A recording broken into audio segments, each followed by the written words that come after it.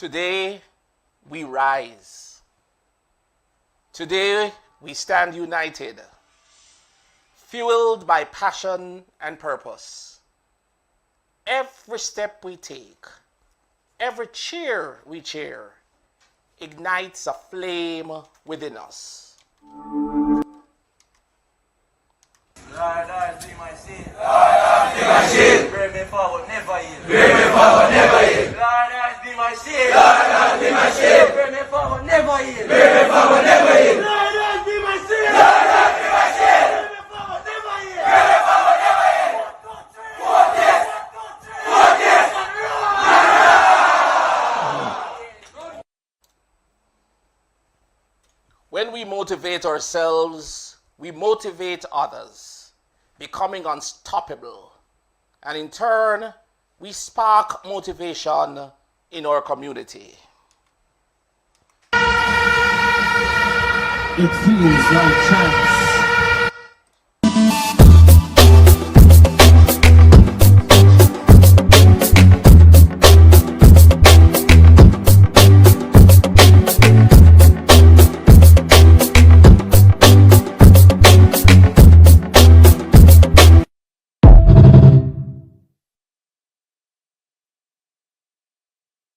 Our boys rise to the occasion.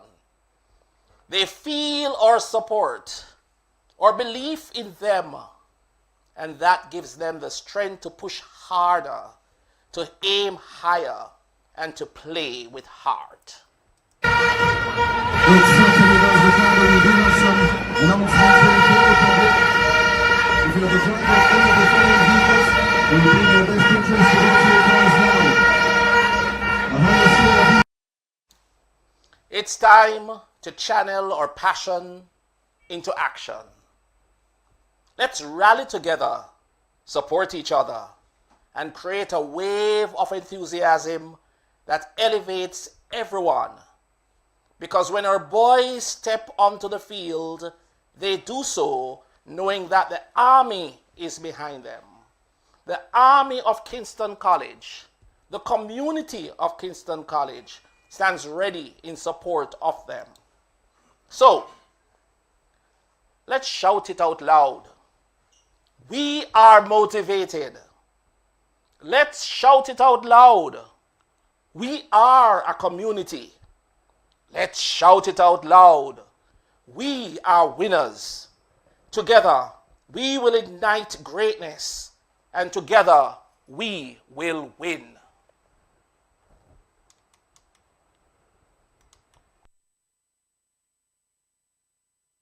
Let me tell you something. I've said it over and over again. Never bet against Kingston College. Don't do that. Alright? Don't do that.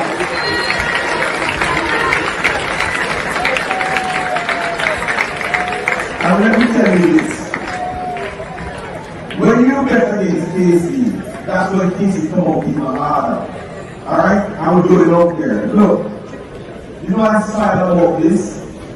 First thing is, you know it's not here. Can you imagine? KC always wanted to do the first thing. The first schoolboy in the history of Jamaica, in the history of South, to run 9.99. Kingston College.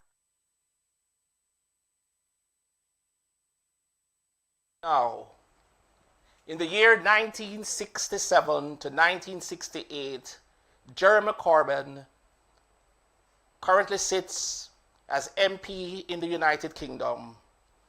He was a former leader of the Labour Party and indeed a former teacher at Kingston College. He paid us a visit, and this is his excerpt. My huge congratulations to Kingston College on its centenary year. What an amazing achievement. So from 1925 to 2025, think of all the thousands and thousands of boys that have been through the school, what they've learned, what they've achieved, what they've gone on to achieve. And every single one of them will have a memory of Kingston College. I was a very, very small part of that experience in the Centenary. I taught here for about 18 months in the 1960s as a volunteer teacher from England. But you know what? Kingston College taught me far more than I ever taught anybody in Kingston College. It taught me about humanity, about children from often very poor backgrounds, determined to make the most of the gift of education. And I had a wonderful time here. It wasn't without its problems. There were lots of them. But you know what? Coping with problems when you're a young person helps you to understand why those problems come about and how you deal with it. And you see the value in the other person. So it taught me a lot about people, about humanity, and about the value of education for everybody. I wasn't trained as a teacher, and so in many ways,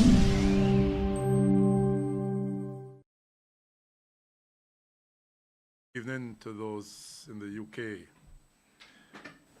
Welcome to this first virtual town hall meeting where we will share with you, all boys, our plans to commemorate Kingston College's centenary in 2025 and provide an opportunity to every Kingston College old boy to contribute to success in our alma mater's centenary celebrations.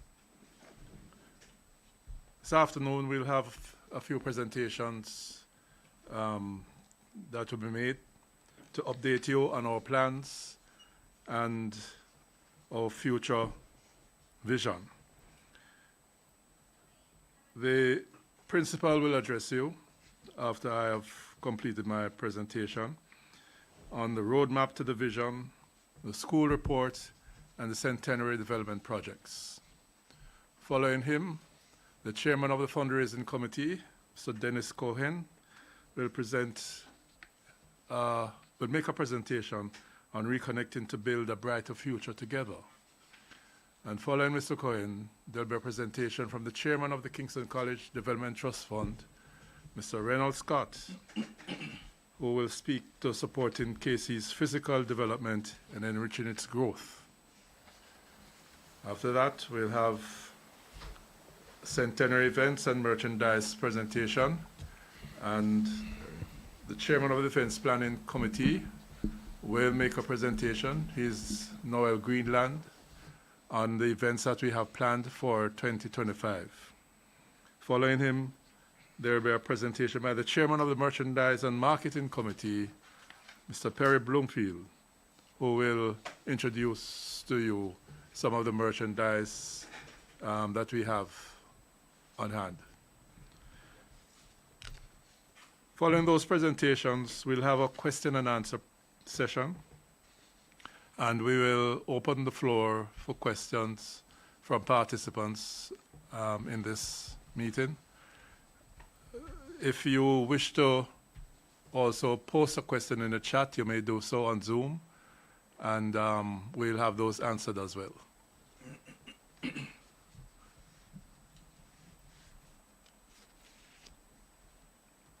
Gentlemen, let me begin my presentation by looking back at our roots.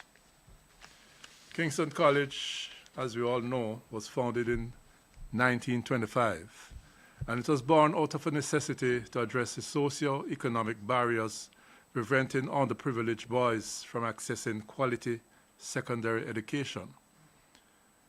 At a time when societal norms excluded many, the then Reverend Percival Gibson, under the leadership of Bishop Dr. G.F.C. de Carteret, envisioned a school that would uplift and empower the marginalized. The goal was simple, yet profound: to unlock the untapped talent within Jamaica's poor, working, and lower middle classes, and further the process of emancipation that began in 1838. Kingston College became a haven where any boy, irrespective of background, could find opportunity through merit and determination. Today, as proud old boys, we reflect on this legacy with gratitude and humility. From those early challenges, we rose and we continue to rise. As we approach our 100th anniversary, we celebrate a school that has shaped Jamaica's future through excellence in academics, sports, and cultural achievements. Guided by our motto, Fortis cadere cedere non potest, the brave may fall but never yield, we commit to building on our heritage to ensure even greater success for future generations. To mark this historic milestone, the Board of Management has endorsed 8 legacy projects, which the principal will tell you about shortly. These projects aim to ensure Kingston College remains a beacon of excellence for the next century. We have established a fundraising target of $1 billion Jamaican dollars to fund these projects and other initiatives. Gentlemen, I ask you to spare a moment to envision with me what success in this initiative will look like. We'll be providing modern and fit-for-purpose facilities, a comprehensive academic program integrating technology, fostering critical thinking, and preparing students for higher education and life within an environment that promotes learning and development. We'll be offering holistic student development, a robust extracurricular program, athletic opportunities, and cultural initiatives that nurture well-rounded individuals. We'll be developing a thriving school culture, a safe, inclusive, and value-driven environment that supports learning, Christian teaching, and community engagement. We'll ensure high-quality instruction, promoting continuous professional development for teachers to develop engaging, innovative, relevant, and impactful education. We'll be ensuring college readiness for students, developing and providing tailored programs to equip students for higher education and career success. We'll be providing a future-ready institution with strategic and innovative technology, where we seamlessly integrate appropriate technology into the teaching and learning processes. And we will track achievements and progress. We will utilize appropriate assessments to track and enhance student outcomes, ensuring each learner's journey is supported. The successful implementation of these goals will create Kingston College graduates who are properly equipped to take their place and make positive contributions in the world, today and in the future. My fellow Fortis brothers, rest assured, we are intent on keeping Bishop Gibson's vision alive, which remains relevant today. But we must embrace and adopt new ways to achieve the objectives, given the fast-changing world in which we live. So, gentlemen, the work ahead is significant, but together we can achieve success. We owe it to the current and future generations of Fortis men. I must share with you, too, that the performance of our current students is of such a commendable standard that it demands that we support them. We can be justly proud of their performance in academics, in extracurricular activities, and in community outreach. We bask in the glory of their impressive Manning Cup victory 2 days ago, and I congratulate the team, the principal, the management team, and the coach for our job well done. Our students also made us proud by their victorious, commanding performance at Boys Champs earlier this year. But gentlemen, we can also boast of their performance in CSEC and CAPE external exams. The principal will tell you more about that, but I must highlight a few exceptional achievements. Last year, one student was first in Jamaica and the Caribbean in CSEC maths, and 3 others were in the top 10 in the Caribbean in other subjects. This year, we had 2 students in the top 10 in 2 subjects.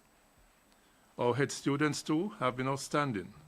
They have mentored junior students, which has positively impacted discipline in the school. They have also undertaken a campaign to raise funds for breast cancer awareness in their community outreach. And let us not forget our world-class Kingston College Chapel Choir, which continues to inspire us by their wonderful performances. Gentlemen, these students have earned our support. They have given us many reasons to hold our heads high as Fortis gentlemen. We must ensure that they continue to do so for their own development, and might I say, for our pride. So the centenary celebration is not just about reflecting on our magnificent past, but it is setting a foundation for the next 100 years on our mission to secure a sustainable Kingston College which continues to provide a learning experience of excellence and resilience. Whether through financial contributions, volunteering, or sharing expertise, we ask every old boy to make their best effort to give up their best, to ensure that this mission will be successful. I acknowledge that many of you have consistently made contributions, and we are very grateful for that. But on this occasion, this mission requires more from everyone. Let us ensure that Kingston College remains a place where dreams are realized, ambitions ignited, and futures transformed. Gentlemen, thank you for listening, and God bless you all. Let us together make this century a celebration of excellence and legacy. Yes, we can do it. We never yield. We are Fortis.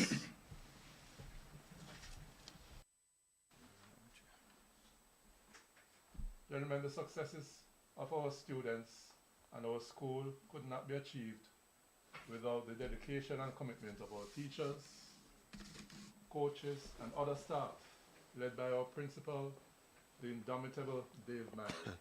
I now invite him to address you. All right, thank you very much. Thank you very much, Chairman. We missed one thing before I go any further. We normally invite God's presence in our midst, and so I'm going to ask our Chairman of the Kingston College Development Trust Fund, Mr. Reynolds Scott, if he could pray for us. Let us pray. Lord and Father, we thank you for who you are, and we thank you for who you continue to be in our lives. Lord, we thank you that as we are on the cusp of our centenary anniversary celebrations, we are grateful that you continue to direct the affairs of Kingston College from its inception and for all these 99 years. So, Father, as we gather in this virtual community in love for our alma mater, we come in humility, seeking your guidance and favor. So Lord, I want to ask you this day, this evening, Lord, this afternoon, to bless in a special way the board chairman, Vasiana, and Principal Mary, who are first among equals in your sight. And bless every single person on this platform in a personal way today. Lord, energize our time together. Inspire our hearts to give generously to our school centenary anniversary celebrations. As you remind us in Galatians 6, verse 9, that we should not be weary in well-doing, for you see every act and every good deed, and in due season you will give us a good reward if we do not give up. So Lord, we thank you for hearing, and we know that you will answer, for we ask it in your name. Amen, amen, and amen. Thank you very much, Sir Reynolds, and let me say good afternoon, good night, good evening to everyone online in England and elsewhere.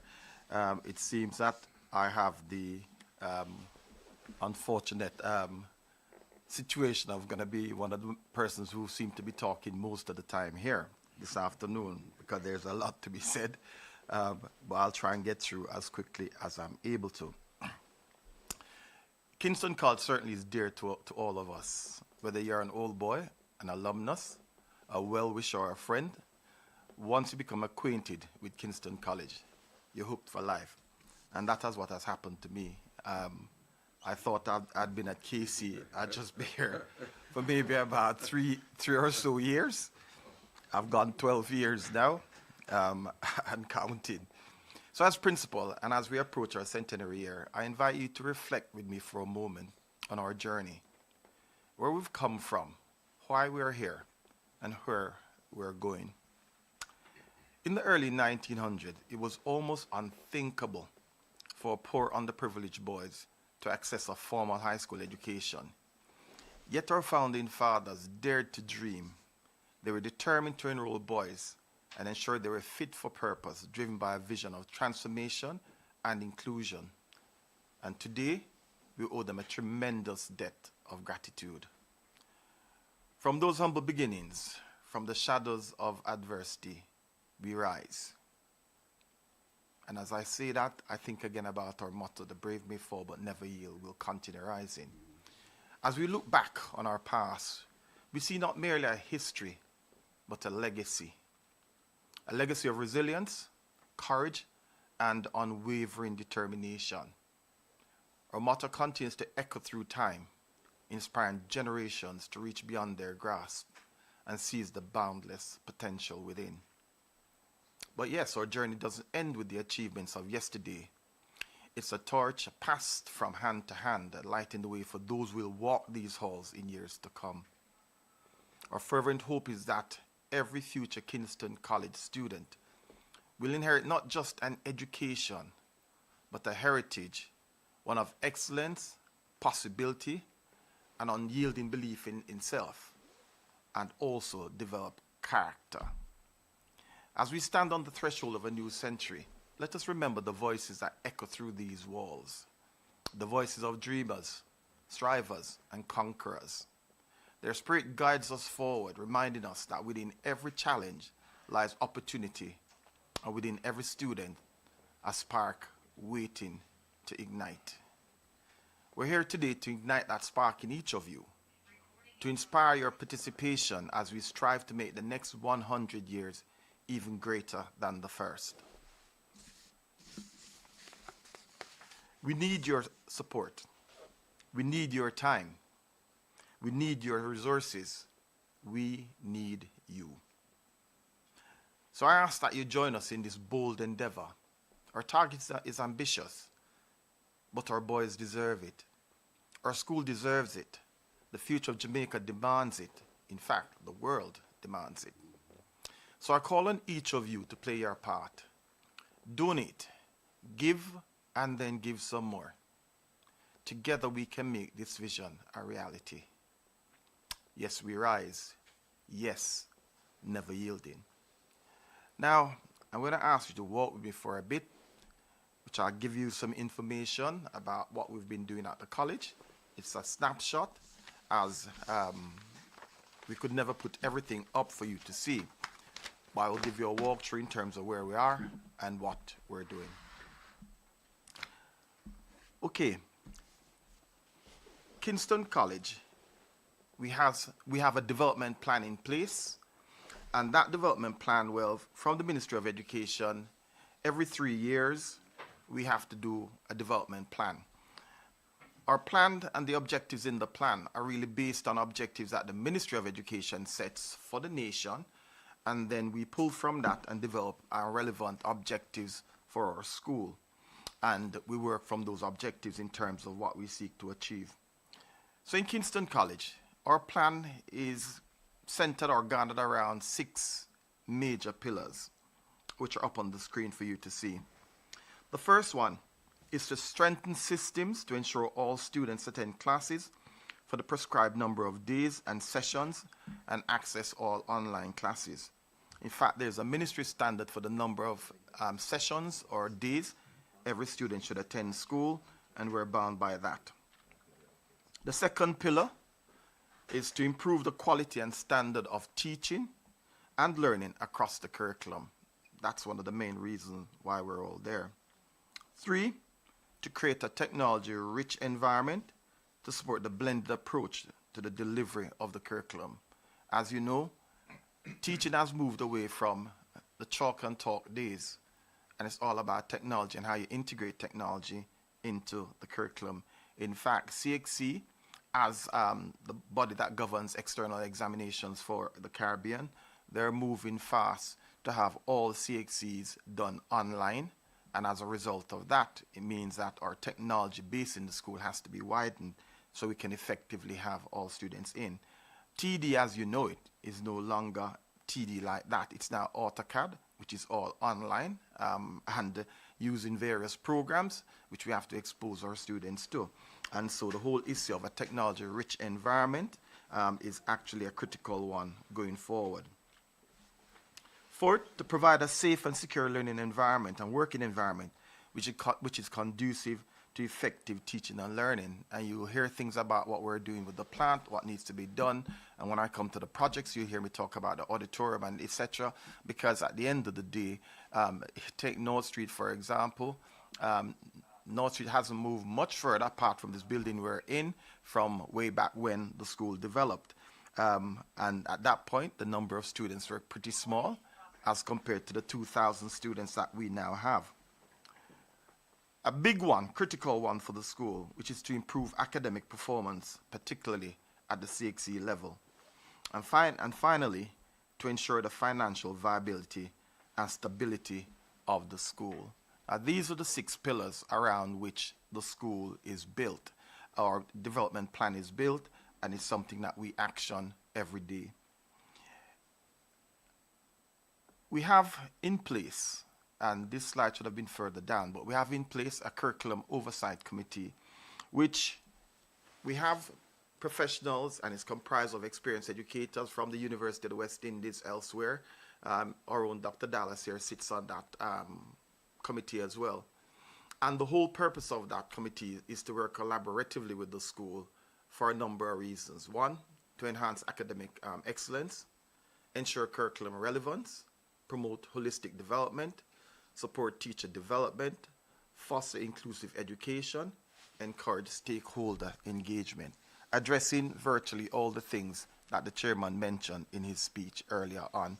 And this committee meets regularly to look at what is going on right across the school as far as the curriculum is concerned, and to make recommendations and intervention to actually support what is going on in the school and to enhance it as well. And so I really want to thank the persons who are involved. Many of them have busy academic lives otherwise, and they leave to come and support Kingston College, and to that, to them, I owe a whole big debt of gratitude. Let's take you to some of the achievements now. And this is just from last year. And I'll give some explanation as we go ahead. All right, there are a number of C6 subjects that are done, and this is at the 5th form level we're talking now. And as we go there, you'll see the performance, and there are about 4 areas I'll highlight as we go through. You'll see additional mathematics. Now, additional mathematics is a subject that students will do once they've passed math already. A number of our boys in 4th form, once they're in 4th form, they'll sit mathematics, CSEC maths in 4th form. Having passed CSEC maths in 4th form, in 5th form, they'll sit additional mathematics. So all of these boys who are sitting ad maths are boys who have already passed CXE maths. So they sit ad maths, and you'll see the performance there. Biology, as you see, boys achieved an 81.1% pass rate. Caribbean history, 84.4. Chemistry, 79.7, EDPEM, 77%, English A, 94.5, English B, which is English literature, 80%, French, 77.8, Geography fell off a cliff last year at 40.6, and we've analyzed that, and I've made all the necessary inputs that we need to do to address what's going on there. Human and social biology, 94.7, industrial technology 93.5, industrial technology electrical 89.3, industrial technology mechanical 88.5, information technology 95.1. Maths is where we fell down as well, 66%, national average being 18%, 66 is not good enough for us. And we've done the analysis, and I'll mention later on some of the things we've put in place to change that as we go forward.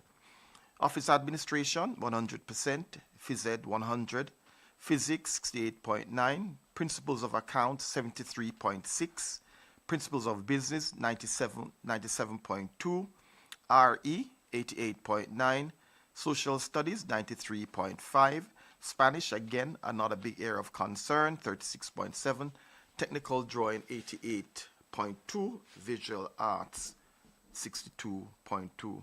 Now, coming out of the CXC, we've done the analysis on all the areas that we have concerns about, and I've already put things in place to ensure that coming up for the next sitting of CXC, which happens in May of next year, that our boys will be doing much better in those areas of concern. You know, I don't think anybody is more conscious of needing to move up in these areas than the school. And a lot of persons will have comments about it, yes, and we accept that. But I can promise everybody the school's more conscious of what needs to be done than anybody external to the school. And we're putting in place what needs to be done to make the changes that we need to get. I set out here top performers in CXC. You'll see that on screen. Next slide. Our top performers, they're all there. And it's a point system that's given to them based on what they've achieved, the ones or the twos. And you'll see those performers set out there as well.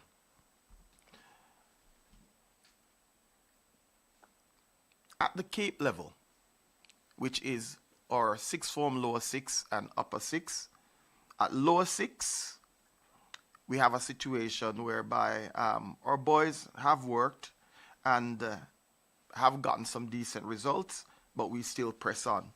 Accounting, you see there, 64.3, art and design 100%, biology 100%, BMed, building 85.7, chemistry 83.3, com studies 87.5, computer science 96.3, economics 59.3, entrepreneurship 96.8, French 100%, geography 100%, history 100%.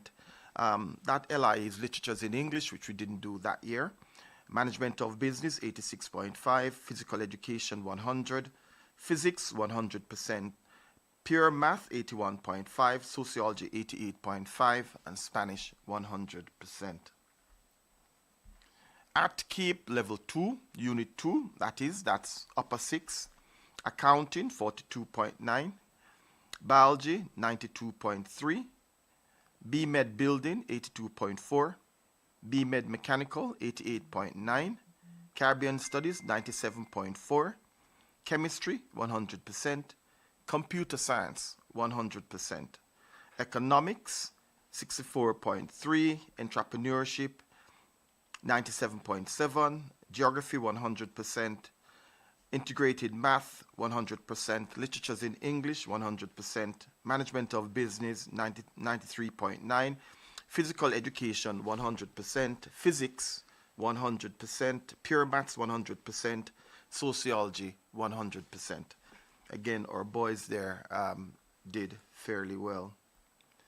Interestingly, the one that I feel most cheered about is looking at the number of boys who achieved standing within the CSEC and Cape regional and local merit list. And you'll see there a number of our boys who achieved in the Caribbean, different places, 9th place in the Caribbean, and in Jamaica as well, a number of our boys are on the top 10 listing, and also Cape placement in Jamaica as well. A number of our boys are on the top 10 listing, which we're quite pleased about. Having said all of that, let's give you a little bit more information before I go into the whole Centenary Fund. Over the past year, last year to this year, we've lost over 32 members of staff who have left and gone either off to England or to the UK or to the US to pick up jobs there. And so what we've been doing, in fact, over the whole of last year, we've been advertising, and as soon as you advertise, you find someone, next thing you know, that person is off to the States or off to England. Currently, we're still in advertising mode, as we have at least 4 vacancies still unfilled, and one of those vacancies happened to be in math as well. Some are gone. When we restarted in September, we had lost our head of mathematics, who's gone off to teach in the States. We lost our acting head of IT, who went off to teach in the States as well. We lost our Cape mathematics teacher, who decided to take a position with a community college which pays him more, and so persons move on. But then again, our motto says, the brave may fall, but never yield. And so it doesn't matter what the situation, we're going to continue to push. And so when you look at what our boys have done, in spite of those difficulties, we still press on to ensure that we achieve what we need to achieve. And I said it, I may have said it relative to sports or track and field about betting against Casey. I'll also say betting against Casey academically is a wrong thing, because we're always going to come back and rise much stronger than we were before. COVID has hit us, as it hit everybody else. We had really quite a decline following COVID, but I'm quite happy to say that we're on the rise, we're fighting back, and we're doing all that we need to do. Now, mathematics being an area of concern, and just to address another matter as well. Ranking that's done in Jamaica is based on the number of students passing mathematics and English together. And they give you a ranking, say you're 5th, 6th, 20th, whatever, on the basis of that. All right. My view is, if we don't like the place we're at, we're going to work to make sure we change that, which is what we're doing. All right. But the other thing as well is that Kingston College, we've had a policy of sending up every single student, no matter what we believe their result will be. We're not going to hold back students because we think they're not going to pass, so we're not going to send them up. And so, in essence, we have some nice-looking stats, but we've not sent up all our students. Every single one goes up, and we have a cohort of over 360 each year, and we send them up, and we'll continue to do that. But we're going to continue to work with them to ensure that they get better and better as they go forward. The other thing as well is that for this year, we have a new head of maths who is a KCO boy, Mr. Prince, and he's been doing quite a lot of work in that department to change things around. We're also lucky that we've also had input from former teacher and I think former acting principal, Mr. Hemmings, who has also come in and has been doing classes with a number of our boys, and also old boy, Mr. Spencer, who we've had on staff, who's working with all of our boys, who we've pulled boys out if they're below a particular percentage. And the last set of exams that we did in maths, I was pleased when I looked at the results that of the grouping, there's a very small percentage that was under the kind of marks we're looking at.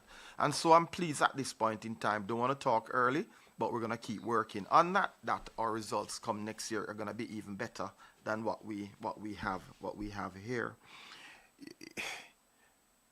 Another big thing that's happening within the school, and Chairman spoke to this, our head students, they've also stepped up to help, and they have a peer tutoring program that they've implemented, where they're working with our fifth formers, helping them with SBA's preparation for exams and a number of other things, and they're stepping up to the plate to do what needs to be done as well. The ministry has also recognized what we do, and starting in January of this year, we will have 26 students from Tivoli High who will be coming up to Kingston College for classes in mathematics. We had a twinning program some years back, just before COVID, and I was asked as Kingston College to twin with, it was Charlie Smith. Tivoli was supposed to have been twinned with another school who, just before the start of the program, advised the ministry that they could no longer be involved in the program. Kingston College was asked if they would take on Tivoli as well. So where everybody else had one school twin with, we had two schools twin with. And those students would come up to KC after school for lessons which we delivered to them, and also help with the teachers back at the school. This year, I was called by the ministry again and asked if I would be willing to start the program again. I said definitely, because we also have a responsibility to our brothers and sisters and to our community. And so, yes, I agreed to that. And so, as I said, come January, we'll have 26 students from Tivoli High, girls and boys. And no, we're not going to turn the school into a girls' school, but we'll be helping girls and boys from Tivoli who will come up during the day, and they'll be taught by our maths teachers as we go forward. And I'm pretty pleased about that, because it's always important, no matter what the situation is, to lend a helping hand. And so, gentlemen, I know we're all very concerned about our school. I know we're also very concerned about rankings and where we fall, just as much as the school is, although rankings never tell the true story. However, notwithstanding that, we're going to be doing what we need to do to change what we need to change. And you can rest assured on that we're going to be pushing on that. Okay, moving on to the Centenary plans and what needs to be done, what we're doing. The first project I want to speak to is the Douglas Forest building. And I can't speak to Douglas Forest building without mentioning one Perry Bloomfield. Shortly after I came to Kingston College, I remember Perry called me and said, I saw your development plan. I see you talking about needing more space and state-of-the-art library, etc. I want to put a project together to move this thing forward. I said, great news. I'm really happy to hear that. Perry invited me up to New York and had a small group meeting, met with them. We spoke about what was needed down here, and out of that came the whole auditorium and Douglas Forest building project. I suppose the best thing to say at this point in time is we're actually coming to you live from in the Douglas Forest building, in the boardroom of the Douglas Forest building.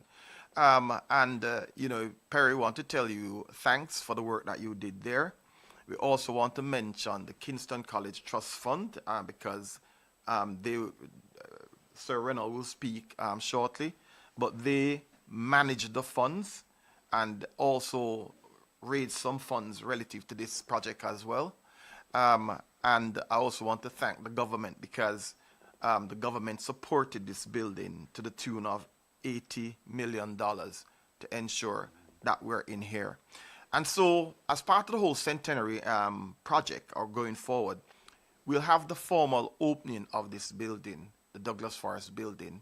We have the Eli Matalan Library downstairs, and we have 4 state-of-the-art computer, I call them computer centers and labs in here. They're just amazing when you see them. And all of this came from the Casey fraternity galvanizing around a project and working hard to ensure that this is done. And so, again, this will be one of the projects that you will see for all of you when you visit next year, the opening of this particular building with all the bells and whistles necessary. Next slide, please.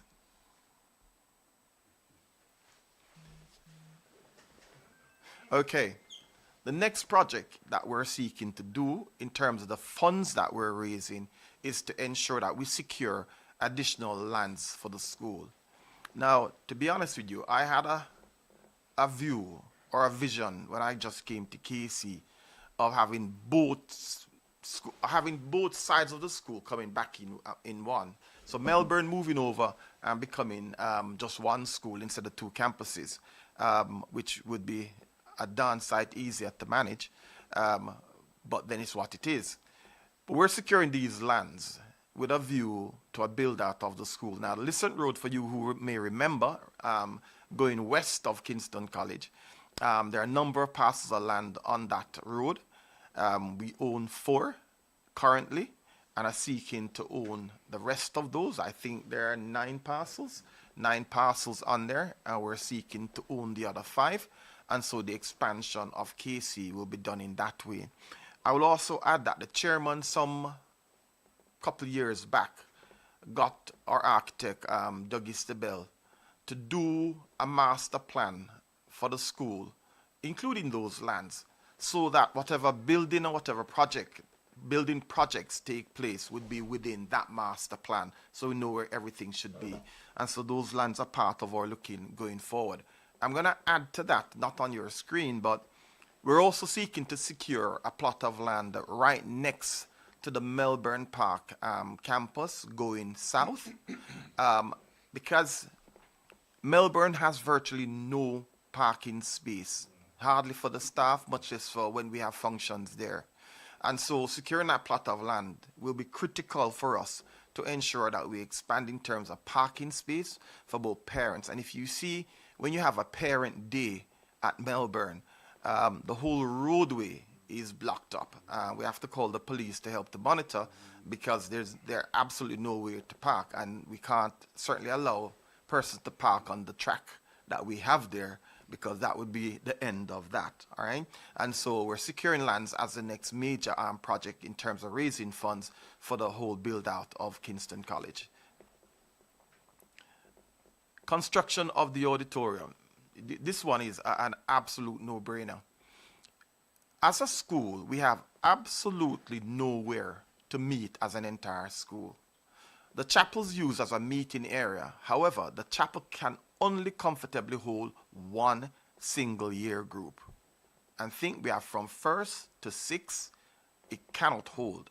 So when we're having functions there, we have to be very careful how we invite, because if even half of the school turn out, we have nowhere to hold them. And so an auditorium is a critical one going forward. And it's not just going to be the normal auditorium. It has to be a multi-purpose auditorium that can seat up to 2,500 persons, but can hold standing a lot more. And we also use it for a number of events, not something that will be put down, and we only use it when we're having an all-school meeting. We need to be having basketball courts in there. We even talked about having badminton and other sports involved in there, and a place that could be used and rented out as well, that can be income generating for the school. This is the main project. Now, we're sure we're not going to have that done within the centenary year, but it's critical that we give to support this particular project. You know, you may have seen the champs clipping or the celebration of champs clipping that was shown earlier on, and it's out in the sun that we have to stand with our boys for the entire time we're doing that. And you know, actually kudos to those boys for behaving well with that heat on them out there in the sun. All right, but it's high time and full time as an environment, as a school, that we have an auditorium that can properly house the school. We're having prize giving on the 16th, and again we have to rent the conference center downtown because we have nowhere to house our students for an event like that. And so the auditorium is an absolutely critical one going forward. Renovation of the St. Augustine's Chapel. That is already underway and expect to be completed very soon. And that project was taken on by I keep remembering Douglas Tabell, by the 1973 year group. And sorry?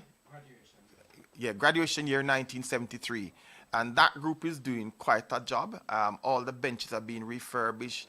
The whole auditorium, the chapel's being repainted, and the inside is being repainted. All the various repairs, windows are being fixed, etc.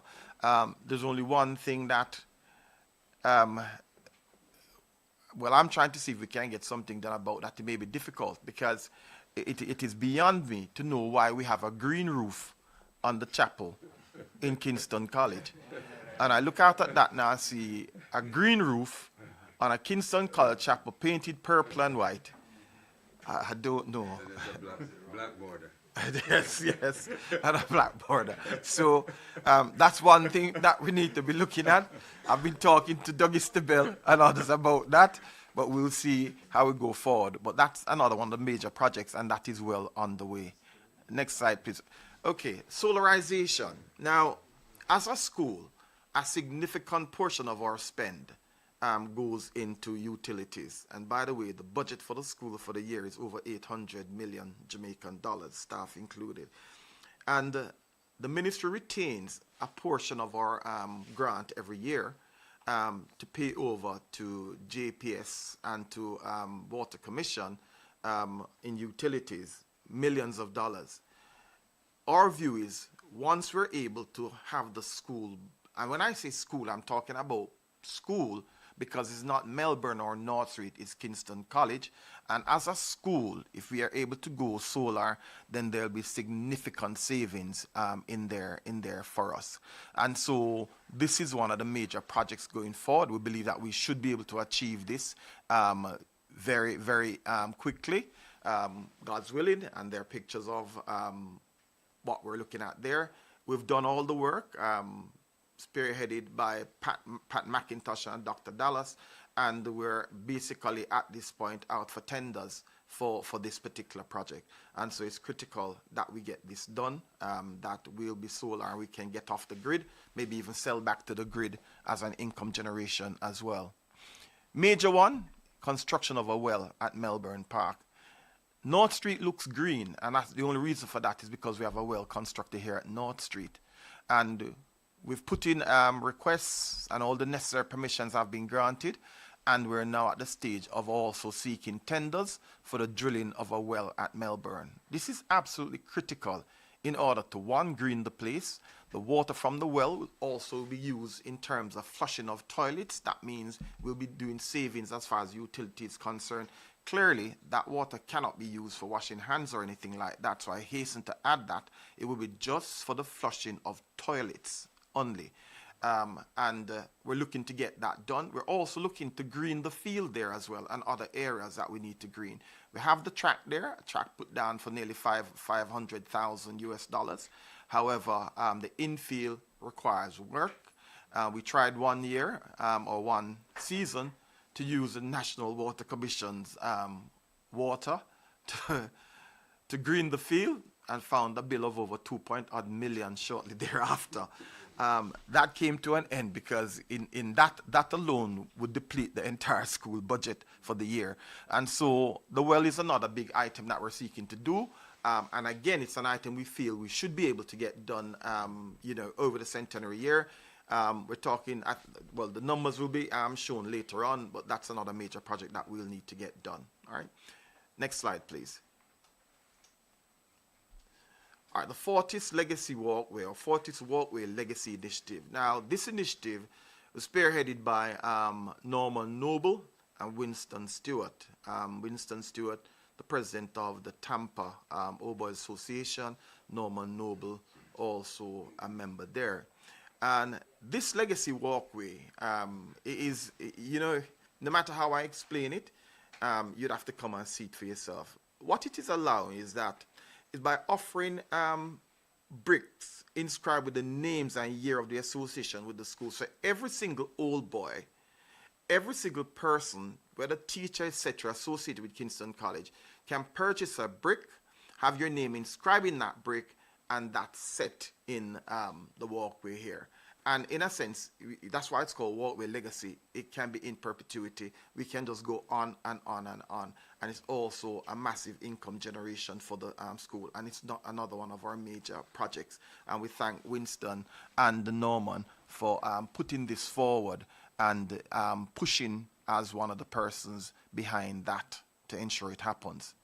Now, this one is another major project for us. The North Street campus frontage improvement. I must add here that sitting to my left is the gentleman who has spearheaded this particular project with funds, significant funds, and also in terms of the management of the project itself. He has always said to me that, Dave, we need to have the front of the school or the looking impressive like a university campus. And the work that has gone on out there is absolutely impressive. Changes have been made. You're seeing some of the working designs on there. Hopefully we may have some pictures of it that you can get a good look at what is going on out there. But it has made a major difference to the frontage of the school. And, we want to thank Sir Reynolds, who is right next to me here, for putting his company and resources to work on this to ensure that this whole campus frontage is looking good. The whole front has changed, the fencing, the gate, the walkway, everywhere, new parking areas, you know, brick inlays. We're just quite pleased with what has happened, and it does give a massive lift to the campus as well. All right. Also, one of the things that he did also that was done there is we also added a bathroom for the security guards right at the front as well, because they had no proper bathroom there. They would have to use the students' bathroom, and so one was added to ensure that they have access to an appropriate space for them to use. And so we want to thank him for that as well. All right. Next slide up, please. Now here, can you bring that up a bit more? Thank you. Here you see the costing for the various initiatives. So the final, and these are all in US dollars, as you'd imagine. For the finalizing an official opening of the Douglas Forest building, we're looking at 50,000 US there. Securing additional lands for expansion, 350,000. Construction of the auditorium, 3.75 million. Renovation of the St. Augustine Chapel, 75,000. Construction of the well at Melbourne, 150,000. Kingston College Solarization Project, 300,000. Fortis Walkway Legacy Initiative, 50,000. North Street Campus Frontage, 70,000. And we see a total so far of 4.795 million. And when Dennis speaks, he'll speak more about that. And this is just the first phase, because there are other things that we have that need to get done as well. And so, again, gentlemen, it is important that as a school community, we come together. Irregardless of what's going on, we always support each other. One of the things that make Kingston College so great, and people talk about us, is that school spirit that we have, and the fact that we stick together through thick or thin. In fact, I will say this to you, I always marvel, and I used to smile at that even in those days when we were not winning champs, we were out there cheering our team on, and in fact, our behavior happened to be as if we had won. That's KC, the spirit that we have. We're going to fight, we're going to fight, we're going to fight. And I say, you know, we talk a lot as KC, and as principal, I hear it. We talk a lot. I'd love to see a lot more of that talking converted into actions. Action to support us going forward. Yes, we may not have it right every time. We may not get it right every time. But that does not stop us from getting up, brushing ourselves on, and moving forward. Again, gentlemen, we need you. We need every single KC old boy. There's a place in KC for every single one. And remember, at the end of the day, we always say, Kingston College is bigger than all of us. And collectively, we have to ensure that the legacy of Bishop Gibson continues. My commitment is to continue pushing hard and ensuring that we achieve Bishop Gibson's legacy, because his vision way back then is as relevant today as it was then, and we'll continue pushing on that. Thank you again. Thank you, Mr. Mary. Gentlemen, I'm going to invite a presentation now by Dennis Cohen. And Dennis is an old boy, and he has responsibility. He's a chairman of the fundraising committee, and he will share with you what are the fundraising plans that we have, and how you who have joined us can be involved in this process. So Dennis, over to you. Thank you, Chairman. Thank you. Thank you all. I think that was quite a comprehensive report from the principal. Principal, there's a rumor that he didn't go to KC. and I'm sure everybody online will agree that it's purely a rumor. Yes, I think. And there's a rumor that you, and if that is so, that you've truly earned the title of an honorary Fortis. Well done. Good afternoon, Fortis brothers. It is truly uplifting to see so many of us gathered online. Life has taken each of us on unique journeys, but we remain united by a shared bond, the values, lessons, and friendships forged within the walls of Kingston College. Today, I invite you to join us in seizing a transformative opportunity to give back to the institution that shaped us. This is more than just a fundraising effort. It is a rallying call to build a brighter future for the generations of Fortis men to come. Our vision is bold, to raise $1 billion in celebration of the school's centenary, sponsoring the projects that will secure its legacy for another 100 years. In the first phase, we aim to secure $4.8 million for projects highlighted in the principal's message. These projects are poised to transform Kingston College, preserving its legacy while propelling it into a future of excellence. Achieving this ambitious vision requires substantial funding. And he said it earlier, $1 billion. It's no small feat.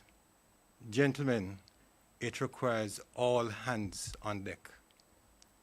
Reflecting on the boldness of this mission, I am reminded of Daniel Burnham's timeless words, where he says, "Make no little plans. They have no magic to stir men's blood, and probably themselves will not be realized. Make big plans, aim high, in hope and work." In true Fortis spirit, we have embraced this mindset. We have chosen ambition over hesitation and impact over complacency. With that in mind, we have adopted two key themes for success. The first is 100% participation. Every contribution matters, no matter the size. Fortis is about stepping forward, not with fear, but with courage. Whether it's at $1 or $1 million, your participation will show our collective commitment to KC. The second theme is let us make this your best gift ever. This centenary is our opportunity to give back in a way that honors the school which helped to shape us. We are launching a series of initiatives aimed at enhancing engagement and amplifying impact. These include breakfast meetings with long-standing donors who have been exceptionally generous. These are personalized outreach initiatives to deepen relationships. Secondly, we are establishing fundraising czars, establishing alumni champions for each graduating class, also champions for raising funding from corporate entities, and also for government engagement. We are also mobilizing our overseas community, activating the global diaspora to amplify participation. Fourthly, we're hosting virtual town hall meetings, which is what we're experiencing now, keeping everyone informed, engaged, and inspired. Finally, we also plan to establish a sustainable fundraising infrastructure to ensure KC remains well supported beyond the centenary. Within that infrastructure is an alumni office, which will help in fundraising, strengthening our community networking, and also building the Fortis database. I would also like to say a few words about donor recognition. We are also keen to ensure each donor feels personally connected to the Centenary project. To that end, we plan to offer exclusive forms of recognition, including donor categories with associated mementos, plaques, and naming rights. A wonderful example is the Eli Matalon Library in the Douglas Forest building, which stands as a testament to the Matalon family's contribution and Eli Matalon's own legacy. We believe there is much to build on from this model. Additionally, we are considering offering naming rights for facilities such as labs and other key spaces. This could provide an opportunity for donors to leave a lasting mark on the school one that reflects their personal connection to Kingston College. Another idea is the establishment of annual awards in donors' names for top-performing students in, say, specific subject areas. This would not only recognize donors, but also create a deeper and longer-lasting engagement with the school's academic mission. We believe public recognition of financial contributors serves as an incentive for others to donate generously, knowing that their contributions will be valued and appreciated. We believe this can inspire a culture of giving within the Fortis community.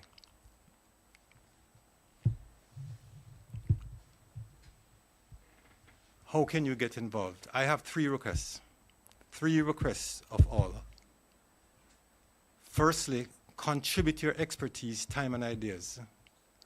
Volunteer to lead your graduating class if there's none, and inspire your peers to rally behind this transformative initiative. Remember, we need volunteers to lead each graduating class. Everyone needs to take on the responsibility to rally our colleagues and to give back, get involved. Secondly, support the initiatives. Whether through donations, hosting events, or providing valuable resources, every contribution plays a vital role in achieving our ambitious goals. And last but not least, spread the word. Encourage classmates and fellow alumni to participate.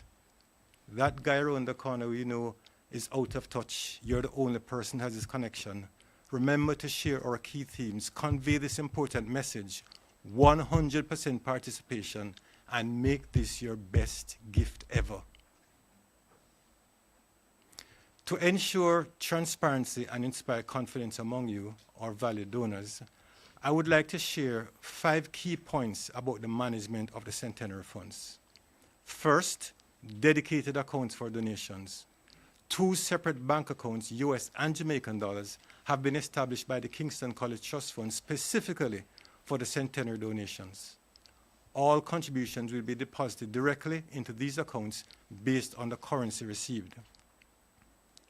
Exclusive use of funds. Centenary funds will not be used for general purpose activities. They are strictly earmarked for the Centenary projects and the accompanying activities necessary for their success.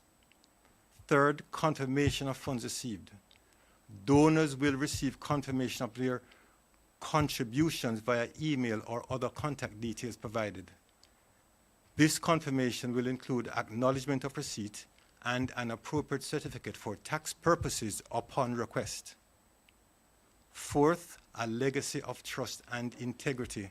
The Kingston College Trust Fund has been in operation for over 38 years since its establishment in 1986. Its accounts are audited by PricewaterhouseCoopers, demonstrating a long-standing commitment to financial integrity. And finally, regular updates to donors.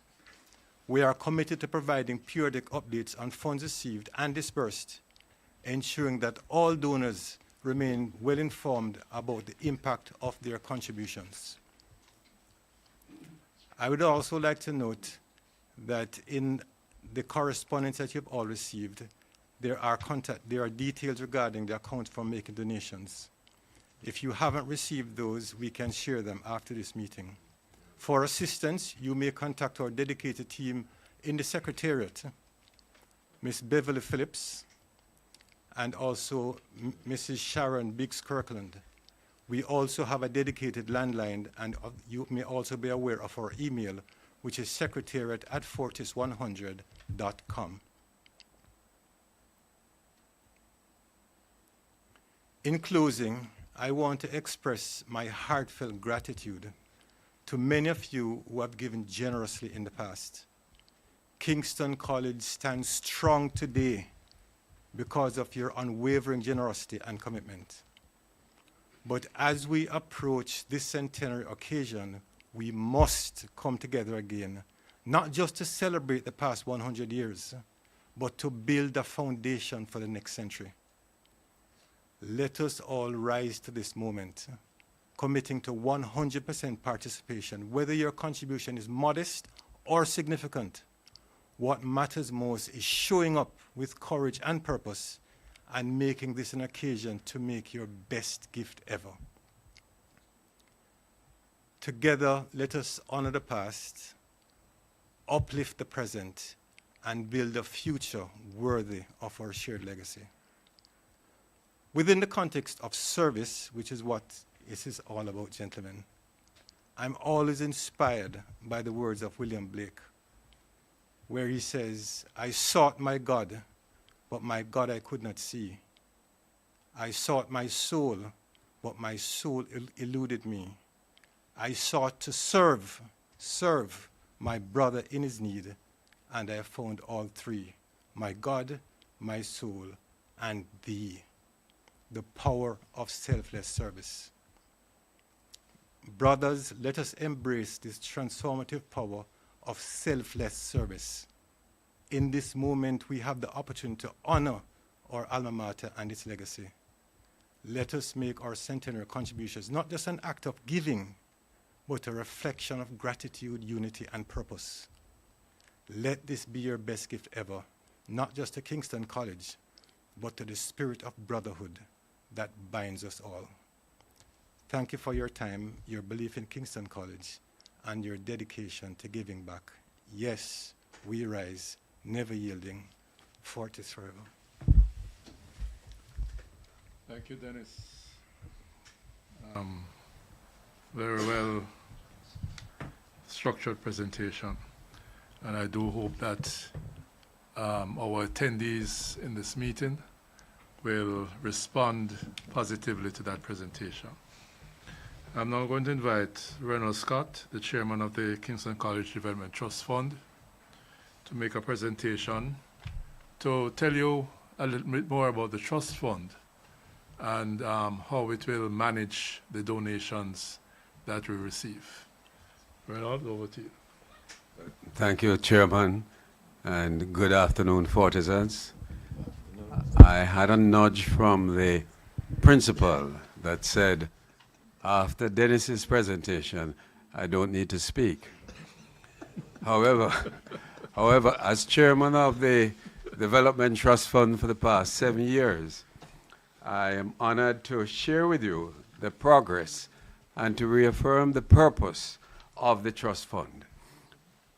For almost 40 years, the trust fund has supported Kingston College's physical development and enriched the school's growth. Let me give you an overview and the impact that we have had. The trust fund was established by visionary old boys and has garnered significant contributions from alumni, including chapters in New York, Florida, Atlanta, Toronto, the UK, and even Dubai. Additionally, we receive support from other benefactors. As you know, all thriving academic institution throughout the world has a trust fund, has an endowment fund. And Kingston College is no different. The fund operates with a steadfast commitment to fiduciary responsibility, probity, and best practices, and is independently audited annually. Our 14-member board includes the chairman of the school board, the principal, 12 other members, ensuring alignment with Kingston College needs. Let me give you a quick snapshot of where we are after these many years. As of December last year, the total assets is 152 million Jamaican dollars, and the capital and inviolate fund, which is a fund that will always be untouched, is $96 million. We are trying to make that $100 million to match the $100 million centenary anniversary celebration, which is $4 million by we celebrate next year. And by the way, this is all produced in, don't know if you can see if you could focus on these documents, which are annual reports produced each year. And these annual reports are the ones that covered my tenure from 2016, 2017, and the COVID years, which there were no reports, is contained in this slightly larger annual report for the 3 years of 2019, 2020, and 2021. Our charitable status, this is very important for you contributors. This is our charitable status in Jamaica under the Charities Act of 2013 provides donors with tax exemption benefits for personal and corporate contributions in Jamaica. However, if you are overseas, please examine your country's tax regime to determine if you qualify for a tax deduction for your contributions under those tax policies. Of course, for those persons in the USA, you would qualify under the Section 501c3 status if your contributions are made, particularly to the KCOBA USA chapters of New York, Atlanta, and Florida, which are registered non-profit organizations, and you may claim tax relief through those chapters. Your contributions would then be forwarded to the trust. The Tampa location, which has recently been formed, will also have that status available. So wherever you are in the United States, particularly on the East Coast, you would have the benefit of making your contributions to the chapters, who would then forward them to the trust fund. Let me back up for a moment and talk about a little of the key successes of the trust fund. And I will only focus on one.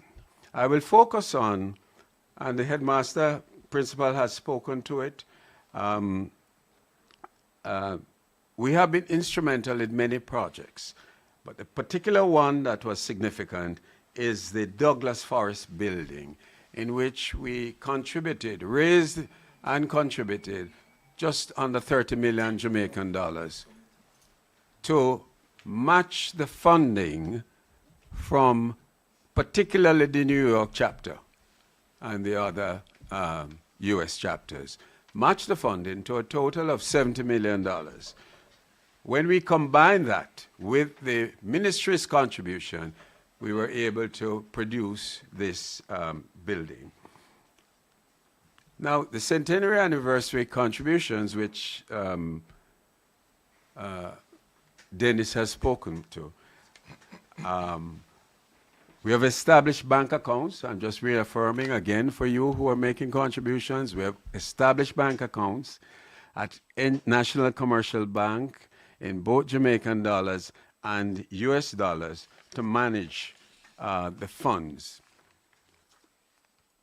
Let's just look ahead for a moment on the Kingston College centenary anniversary. I couldn't be the chairman and not appeal to you to continue your support, to contribute your best effort and contribution to your alma maters for its excellence in academics, sports, the arts, and ensuring that we grow to become the premier institution for boys in the Caribbean. So I want to make a call to action. And we exude fervor whenever we win champs or Manning Cup. But what if the school did not progress? Where would we? Not Kingston College. As if we say, it's time that we match the funding with the fervor. Let's honor Kingston College and enable it to thrive from generation to generation. So don't wait. Give now. be a part of this milestone celebration. For yes, we rise. We are Fortis. We rise, and we never yield. Donations can be made via the KC Centenary website, which is kcfortis100.com. Let us hear from you soon. God bless you all. Thank you, Renaud. Thank you. You can't clap, you can't do what you want. But Gentlemen, we are going to make a slight adjustment to the agenda. And I am at this point going to invite questions for any of the persons here on the panel, and we will seek to answer the questions as they come. Chairman, we have a few questions here on our Zoom platform. We also have some on YouTube. I'll read some. Perhaps, Chairman, we could look at implementing a virtual tutoring. This is for the principal. Maybe we should introduce virtual tutoring. It has not yet been considered or implemented. There are many retired old boys who could tap in for assistance. That's a question. That's a comment. Okay. It can be looked at. Some of the big things are going to be, one, familiarity with the syllabus in terms of what has to be covered, what needs to be done. But also, I suppose the most important thing is having the IT infrastructure in place to allow for that to happen. Well, during COVID, we had to do some of that. And, you know, looking down the road, we may well have to do it. In fact, we have a boys' school coalition that all of us as boys' school meet together to talk about what's going on for each of us and how we can help each other. And the notion has come up in that grouping that what we may have to do is, because we're losing teachers at the rate we're losing teachers, and particularly science and mathematics teachers as well, it may well mean that if Casey has a good math teacher or a good science teacher, that teacher has to will do a Zoom class, and any one of the other boys' schools would actually work around that and be picking that up in that school. And, you know, we've been talking about it a lot, and it seems to me more and more we're going to have to go there because, to be honest with you, if the exodus that's going on continues, we are going to have a brain drain as far as that is concerned. Personally, the other thing that is difficult about online, particularly if someone does guest lectures, is particularly for the upper school when it comes to SBAs, because those have to be marked as well.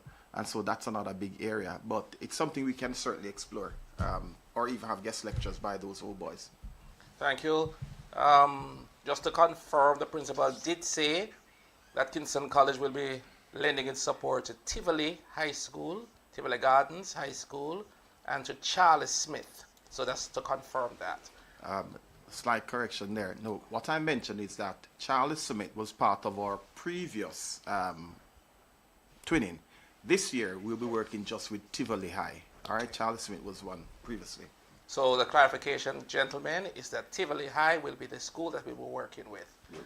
This other comment says, to be sure, the Fortis Walkway Legacy Initiative is not tapping into the financial resources associated with the Centenary. So they want to be sure that they're two separate events.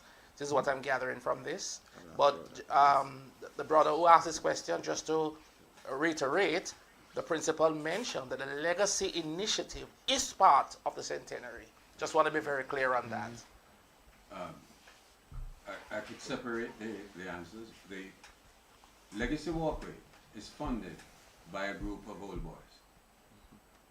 And we're seeking other old boys to fund other projects that we have presented through the fundraising chairman. That's separate. It is a part of the entire process of the redevelopment and growth of Kingston College. So it falls within the well, it's a part of the frontage project, it's a part of the solarization projects and so on. All of that cooperatively comes together to become the redevelopment and enhancement of Kingston College. But funding are coming from specific groups. And so today we really are appealing to groups like that. That was a 73 group, was it? What was that group? That's the Norman Noble group. Okay, that's the Norman. I know the Norman Noble group. There are many groups in Kingston College. There are many factions and factors that can contribute. So we're really trying to reach all of you, and you can form your own group and make presentations so that the school can grow from strength to strength. Could someone kind of repeat the website donation, where the website where they're to make donations? If you don't have it. The website is kcfortis100.com, and we have circulated that. We could ask all the chapters have the information on this, and we are going to post it again this evening to all the chapters to circulate. And if that particular person is not in a chapter, we would welcome them to be in a chapter, and we could also ask them to send any recommendation towards the Centenary that they may want to recommend, send some pictures if they want to recommend that, or any information they have that will help us to formulate the program as we go along in 2025. And just to confirm that the website is actually posted in the chat. Yes, that's it. Twice, so it is posted in the chat, gentlemen. This one is for Dennis. Dennis, it says, could we take an action to get out a list of class A representatives? That's what you're aiming for. Yeah, that's what we're working on. That's a work in progress. This one says, please ensure ease of transfer of funds by allowing us to do so across all the money transfer platforms. Example, Zelle and Cash App, etc. Well, they can sell it to the Old Association there. And then The answer for that is they can sell it to the Old Boys Association, the ones we spoke to earlier, New York and Atlanta and Florida and Tampa, and then they will pass it on through them to us at the trust fund. Gentlemen, if you also have questions and you wish to ask them, you may raise your electronic hand as well. But I'm going through those that I see here in the chat.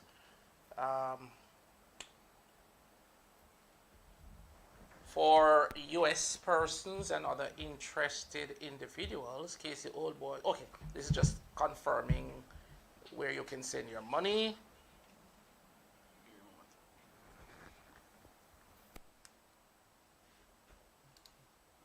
Trying to get to as many as possible.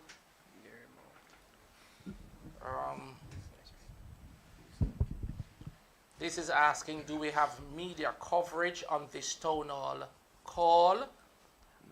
No, the answer to this is we are in a private medium. We will make the YouTube feed available publicly after today, but this is a private call for Kingston College Old Boys fraternity only at this point. We will have media coverage starting in January with our media day or media week activities, which you're going to hear about in a little while from now. But this is not one such that has media coverage. And that's deliberate because we wanted to keep this in a private setting just for Kingston College Old Boys at this time. This one says Jamaica is a tropical island with the real threat of global warming. Why can't KC embark on a project to make all classes fitted with air conditioning, which could positively impact the learning and teaching experiences of students and teachers alike? I would certainly love that and endorse that. You know, I think back to when I came to Casey. I don't think we had an AC anywhere in the school. Part of the whole solarization thing as well is to also look to what extent we can extend air conditioning within the school. But for that caller, I would love that. We all would be learning in a much more comfortable environment. Okay, the persons who are asking about the Centenary celebration activities, you'll be seeing that in a little while. Bear with us, please. Meaning today. And a hand is raised. Gary Mott has raised his hand. Great, Gary, we're going to open your mic, please. Ask your question. Good afternoon, all. It's a comment and a question. And it's directed to Mr. Myrie. Mr. Myrie, good afternoon, sir. Good afternoon. I know you from Woolmers. You were the principal of Woolmers while my son was in attendance at that school. And I know the good work you did at Woolmers. So I expected nothing less from you at KC. Just a question on the CXC results. Yeah. I thought I heard you say that CXC Spanish was at 60% and Cape Spanish was at 94%. No, I think am I correct? CXC Spanish was low. Hold on, let me just bring that back up. Yes.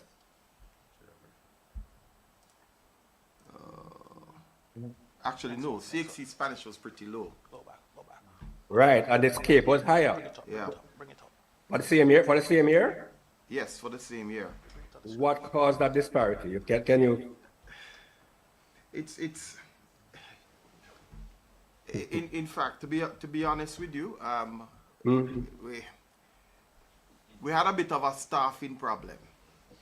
Okay. All right, and who taught at the Cape level, obviously different from who was down at the CXC level, which is what we've had to seek to rectify and adjust as well. All right. Even though, to be honest with you, we were a bit surprised at that because we did expect much better than that. But we've actually rejigged for this year. We've nearly had a joining with French and Spanish in terms of some of the same methodologies, and we expect to see better performance from Spanish coming out in the next CXC joint. And we've had to also, obviously, as I indicated, have staff changes there as well in order to get the improved results we're looking for. Okay, thank you, sir. Okay. There are a couple other questions. This one says, when will the communication activities actually get going? Why are we so late in ensuring that we're all in touch and in tune? And the extension to this is, thank you for this virtual town hall. We need to do more of this. My colleague Wayne Robertson is here, and he's the man in charge of communication. Wayne, you could just briefly tell us a little bit about I know we're putting you on the spot, but you know how it is. You could just get to the mic and just speak to us, please. I greet you well, my fellow Kingston College old boys. I'm Wayne Robertson, chairman of the communication subcommittee. Yes, there has been some challenges. I think the fundamental issue we faced was the lack of clarity in terms of the strategies to be rolled out. For example, fundraising. And we want to ensure that the messaging was clear, because you can't go to your stakeholders with a lack of clarity. And so we weren't comfortable with the lack of clarity as it relates to that, for example, because it's a paramount strategy that we really need to get right, and we weren't comfortable with that. But I'm very, very upbeat at this time that we have a very energized team, and I think we have new additions that have allowed us now to be very focused, and there is clarity there will be clarity moving forward, and there is clarity at this time.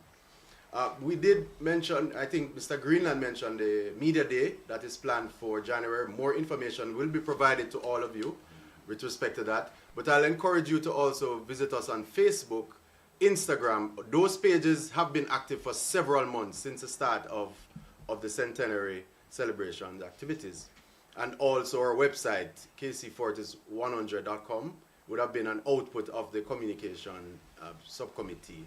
So I take the point in terms of, yes, we haven't been engaging much, but I look forward with renewed hope moving forward. Thank you. Thank you, Wayne. Thank you, Wayne. This is a question, a double-barrel question, I guess, for the principal. Principal, what would you say is the main centenary event? That's number one. And the B part to it is, what are some of the activities for the students to participate in the centenary? Repeat the first part. What's the main centenary activity event? What would you say is the main centenary activity? The main event for me has got to be the gala and awards banquet that we need to have, that should culminate in capping off the centenary.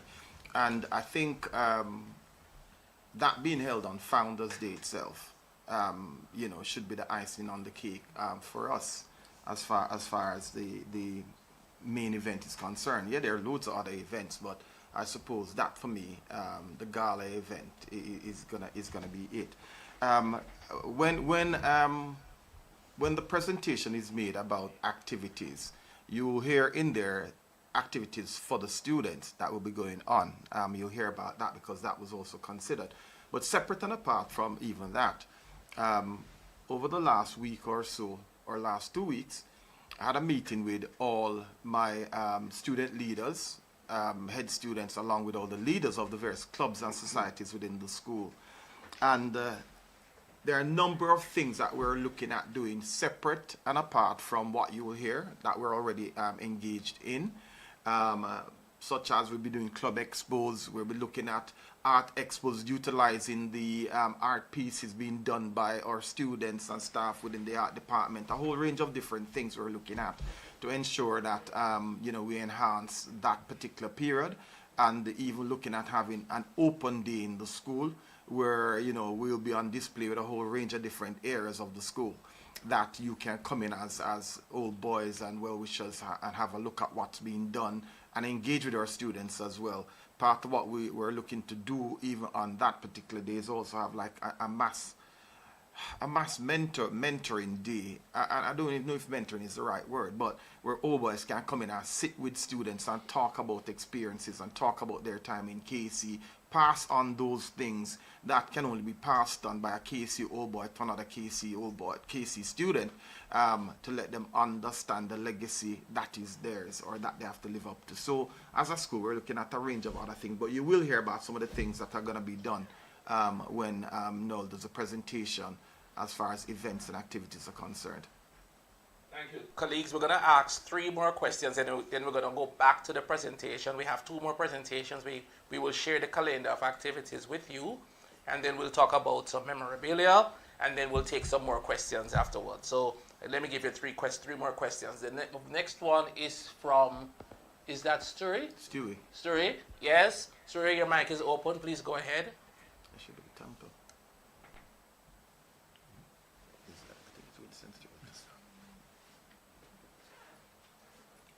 Are you hearing us? Yes, I can hear you now. Greetings to the panel and my fellow old boys. As always, I have to remind us all that there has to be a sense of urgency at this point in time. We're 4 months away from Founders Week, so we need every single one of us to treat the celebration as if it's our personal endeavor, which it should be. Secondly, and I don't want to be so self-serving, but the Fortis Walkway Legacy Initiative is actually a transformational program for Kingston College. It has no end date. It's going to post-date all of us. We're going to die, and this program is still going to be ongoing. But before we transition, I'm inviting each and every old boy who has not yet stepped up and made their contribution not purchasing a brick, because obviously a brick does not cost $500. What you'll be doing is making a one-time contribution to your alma mater, which, as my former classmate Michael Rowland translated, means nourishing mother. We were all nourished at Kingston College. Now is the time for us to step up and pay forward that nourishment. So again, please step forward. For every brick that's purchased, minus labor and material, we're talking about $500 US. So just imagine 100 of these bricks were purchased. That's 50,000 US dollars, almost 8 million Jamaican, and so on and so forth. And yes, it's gonna read down to Kingston College. Make no mistake about that. And as my good friend Reynolds Scott mentioned, they're gonna be the custodian and stewards of all of those funds. So you have nothing to worry about. Step up, gentlemen, now is the time to do it. Thanks for your attention. Very well said. We really appreciate your saying that. Thank you so very much. The penultimate question before we get back to the presentation. This one says, are the students being supported in preparing Centenary yearbook or magazine? Simple answer to that is yes. Okay. And we have a very special one that will be coming out actually. We did one last year, and we have a very special one coming out for next year. Yeah. And this one says, Chairman, the idea behind having this virtual town hall is novel, and we salute you for it. Can you tell us what level of frequency will we be having these meetings? And in doing so, how can we become part of the agenda? I'm not quite sure who the we is, but how can we become part of the agenda? Well, what I'll say is that the idea for this town hall meeting came from the gentleman who was just speaking, who is Noel Greenland. He's the chairman of the events planning committee, and he recently came on board to assist us, and he has really made a difference in the marketing and the way that we have presented the plans that we have. The idea of this town hall is that we will have more.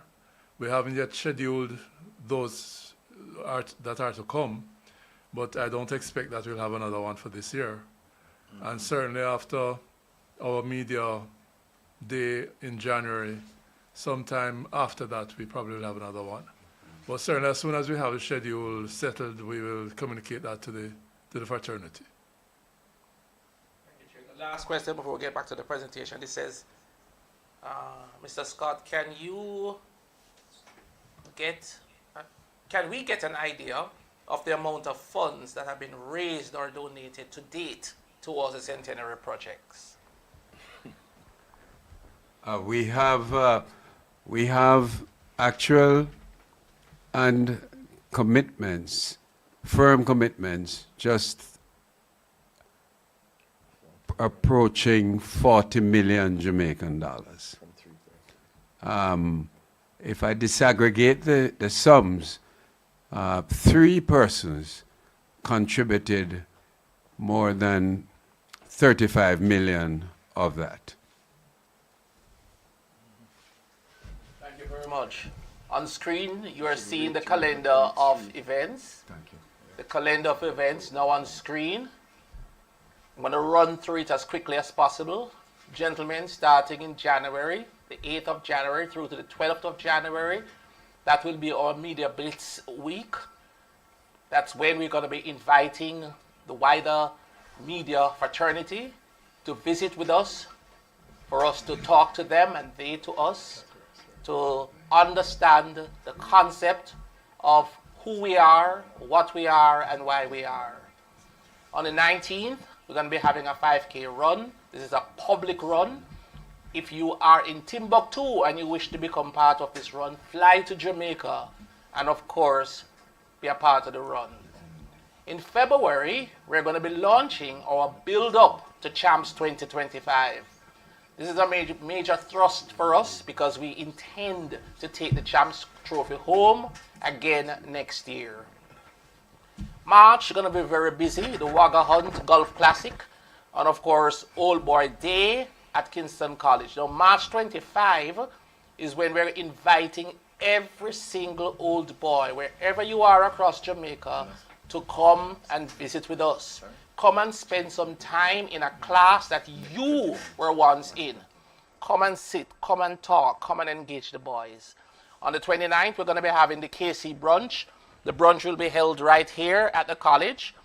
And of course, you can come and have all the sumptuous food that you would have missed because you have been away for so long. And if you are here with us in Jamaica, you know we only provide you the best. In April, we'll have the KC Lodge Golf Tournament. Then on the 13th, we're going to have our Founders Day dedication service. This will be held here at the St. Augustine Chapel. And then right after that, we'll have a brunch as well here at KC. Now, on the 14th, we're going to take Kingston College to the streets. So, Kingston College belongs to Kingston. Kingston is a part of Jamaica. So, we're going to be circling Kingston on the 14th with a lot of noise and entertainment and fun and gathering just to spread the word and to engage. Remember, the principal mentioned that Kingston College is not just a school, it's a community. And the community that we're a part of certainly have given us tremendous support over the years. On the 15th of April is a wreath laying ceremony. Next year we'll be laying the wreath at the tomb of Bishop Gibson and Douglas Forrest. And this will be at the St. Andrew Parish Church in Halfway Tree. That same day, we'll have the Centenary lecture. We're going to be having the lecture divided in two parts and more on this to come, or more to come on this. April 16 is the Centenary Anniversary Dinner. Someone mentioned that in the chat. We're having this gala dinner. This is when we're going to ask you to put on your best purple color outfit. Yes? And come and have fun with us. Then, gentlemen, we will be producing a documentary. Kingston College will be among the first institutions to have a documentary. This documentary will be produced, and the aim is to have it ready for showing premiere in April.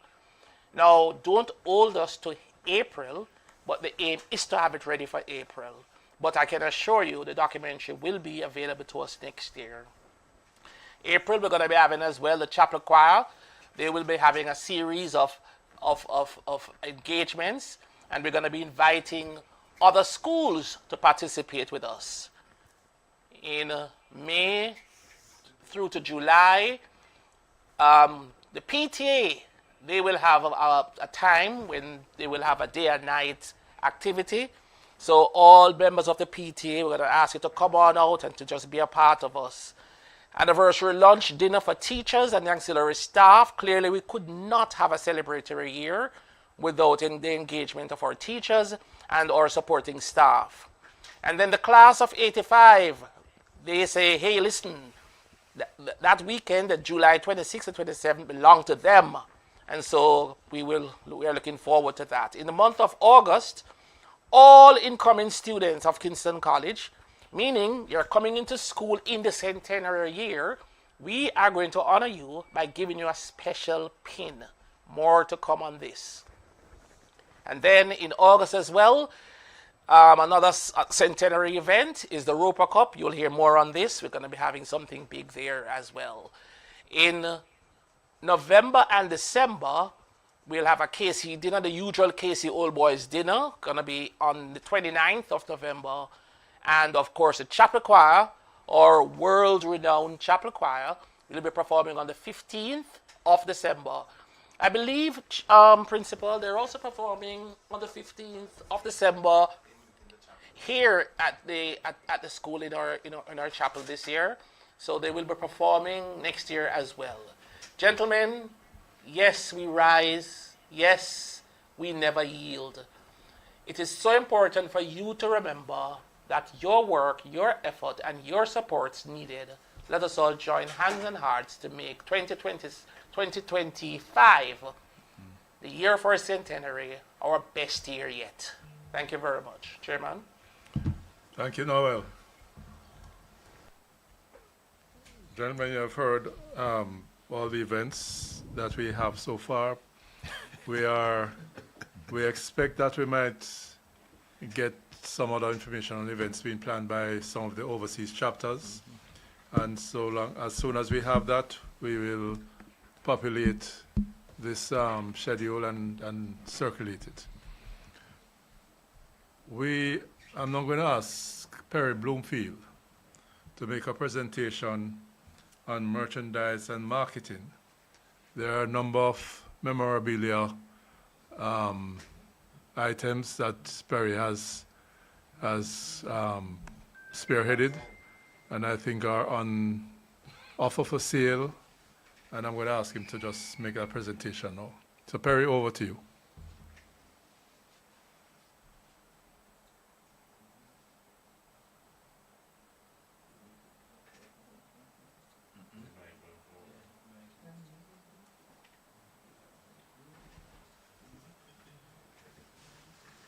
Thank you.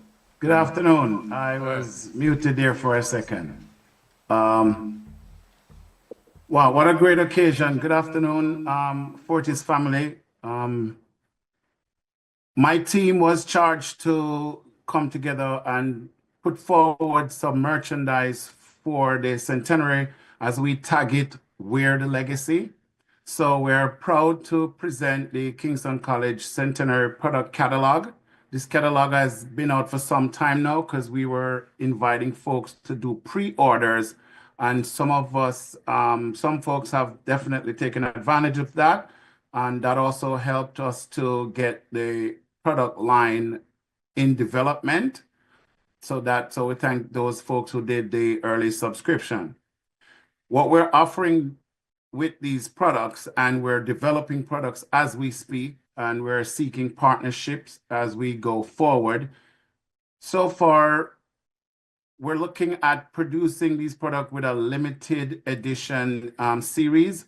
So we have a watch, a ring, and a pendant right now. The watch, I'm working with the same vendor we worked with for the 90th anniversary, except this year we decided to up the ante. It's 100 years, and we're not going to be around for the next one. So for that said, we developed the automatic dial that's going to, no longer use batteries. So that's based on kinetic energy, as they say. And of course, our watch friends might say that better than I will. But we are excited about that automatic dial watch. The ring and the pendant is from Justin's, another top entity. We figure every time we put KC on a product, it needs to be of good quality, as is brand Fortis. So every watch, ring, and or pendant will have a serial number, KC001 to 100, with the first 100. And the numbers are climbing, guys, so you definitely want to get in on this ASAP. So here's the KC Centenary timepiece. On the back of it, the serial number will show, well, I could zoom it, but I don't want to press out the time here and get into too much of the details. This document is out there and will be shared again. So on the back of the watch, you'll have Kingston College Centenary on the back with the serial number of the watch. Of course, it's transparent because you get to see the dial movement. Perry, share your screen, please. Share your screen. Oh, I'm not sharing? No, you're not. Oh, sorry. I was speaking to us what I thought was a shared screen. Okay. Here we go. Okay. Can you see my screen now? Yes. Yes. Thank you so much. Thank you so much. All right. So every item, well, the 3 items will be serialized. So the ring, especially the ring and the pendant, will be custom made. Obviously, that will come with your year, your last name, your year in 4-digit characters, not 2-digit that you normally see a ring in. It has that amount of real estate because this is a championship style ring. So let's get into that. So I was talking about the timepiece before I realized I was not showing the real things you want to see. So there is the back of the watch there. Of course, it's transparent back, so you get to see that movement because it's all about the that technology. And without going into a lot of details here, just to get you to see the range of products we have. And this is a sampling. We have a different band called Oyster. So that's the Jubilee band you're seeing there on the left. We also have the Oyster band, which has grown some popularity. I think somebody, the principal and Bobby Dixon, liked it, and all of a sudden everybody's looking for the Oyster band. We have them both. So there is that. Of course, people ask for options, so we have a leather band option and even a rubber band option that vary in pricing. Okay, so that's your KC Centenary timepiece brandishing the KC Centenary logo with Fortis Forever on the inside. And then there is the ring produced by Justin's. Every ring or pendant comes with a 4-year warranty. And I would recommend that for $20 more, you extend the warranty to 10 years. I could tell you right now that we've worked with this vendor for many years.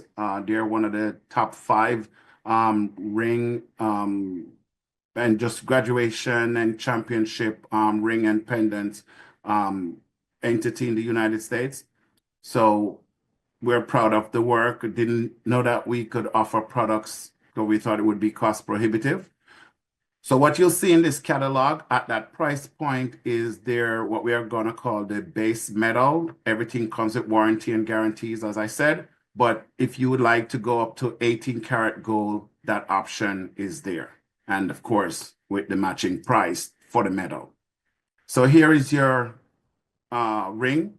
So I'm not sure if you're familiar with antique finish. So that blackened background you're seeing at the top there, that option there is where you darken the background to highlight the craftsmanship and the text that is in the ring.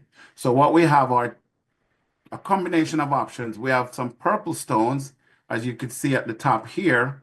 We have some purple stones, and I'm showing you a yellow color or gold color in sun cast and lustrium. That's the silver look with a black antique finish with a purple stone.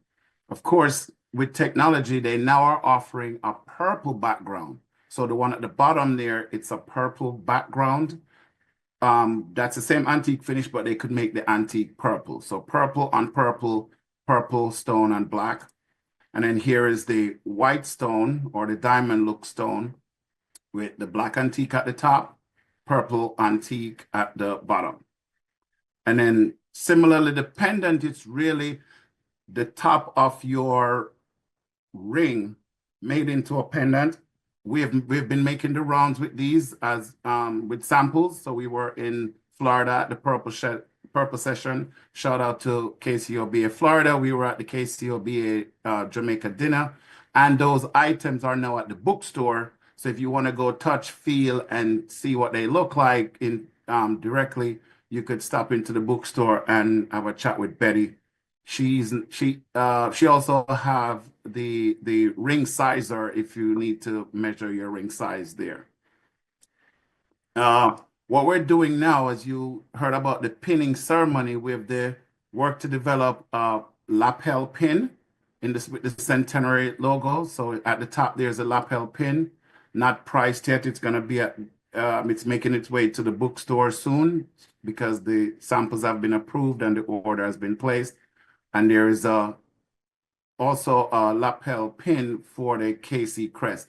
And if you notice, this KC crest was a production with the leadership to basically run the KC crest and the variations that we've seen over the years through logo best practices as we develop this Centenary logo.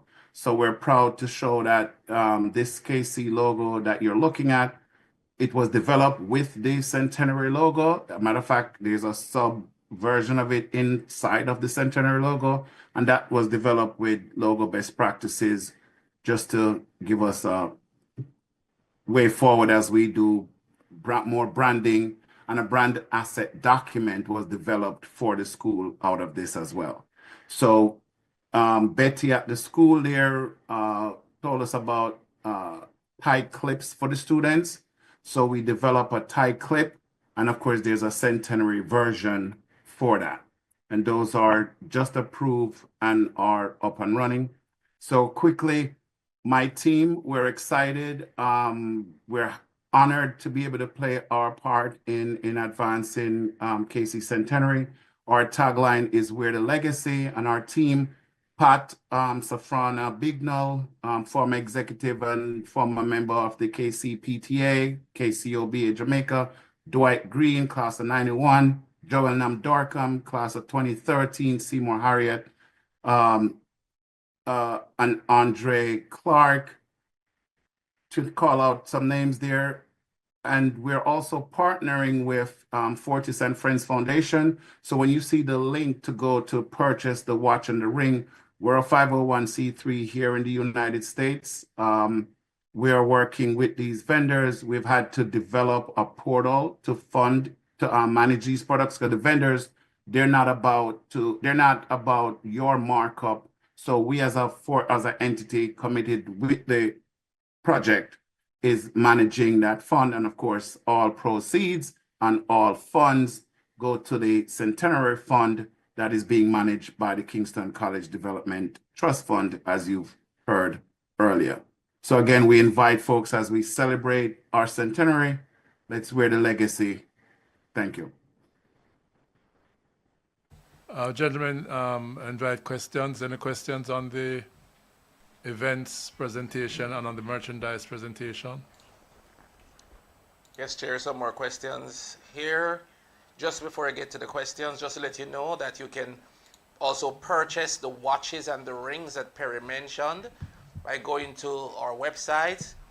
That's kcfortes100.com. Let's say it again, kcfortes100.com. Click shop. And click shop. I'm so sorry. And click shop. So you go to kcfortes100.com and then click shop. Gentlemen, we have quite a bit of questions here.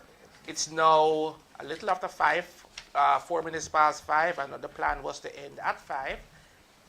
But we certainly can't end without asking your questions. We're going to ask you to pause your questions. Those that you have not yet submitted, just pause for me. Don't send us don't send any more until we clear these. We do have quite a bit in front of us. This one is a little tricky. So the author of this question, please do not crucify me. I'm going to try and truncate your question so as to ensure no offense meant. Principal, Chairman, why is the Anglican Church still the owner of our school? And I'm paraphrasing here.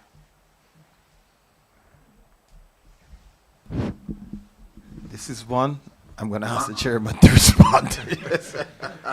I'm stuck on that. Because we're I don't know how to answer that except to say that the school was taken over by the diocese in 1933, I believe, and the property on which we sit here is owned by the diocesan school board, and but as everyone knows, I think that we're government aided, so but the school owns the real estate, the church owns the real estate, and don't know what else to say to that, but yes, we remain an Anglican school. And the gentleman made reference to us being of slavery descent, and if the school is not supported by the church, then we should do something about that, but more to come on that. Gentlemen, we will ensure that all the presentations will be available online between today and tomorrow. I would say by tomorrow, right, Wayne? By tomorrow is reasonable? Yes. By tomorrow?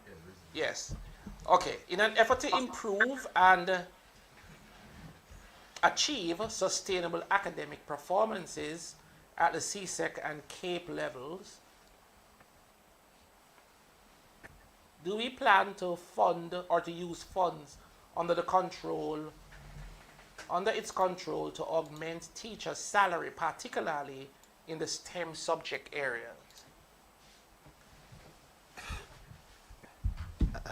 Am I supposed to be trying to answer that? That's a difficult one, because the first thing is all teachers are paid by the government, and there isn't, as a school or well, from what I know, there's no fund from which we can actually top up teachers' salaries. I wish I had that kind of fund, because if I had that, I'd be able to hold on to some people instead of those persons leaving, and that's the difficulty we face, because at the end of the day, persons are always looking for what's more lucrative. Unfortunately, that's what it is. And unlike people like myself that will say it's a calling and it's a mission, many of our younger teachers coming into the profession now see it as it's a transition for them. And yes, maybe some funds would help, but I tend to think that, people would still move on. Yeah, because it's just a difficult one. And I suppose the plain answer to that is we have no funding to be able to top teacher salary up. And so hence, we're always going to be into a situation that if they find a more lucrative offer or situation, they'll move on to that.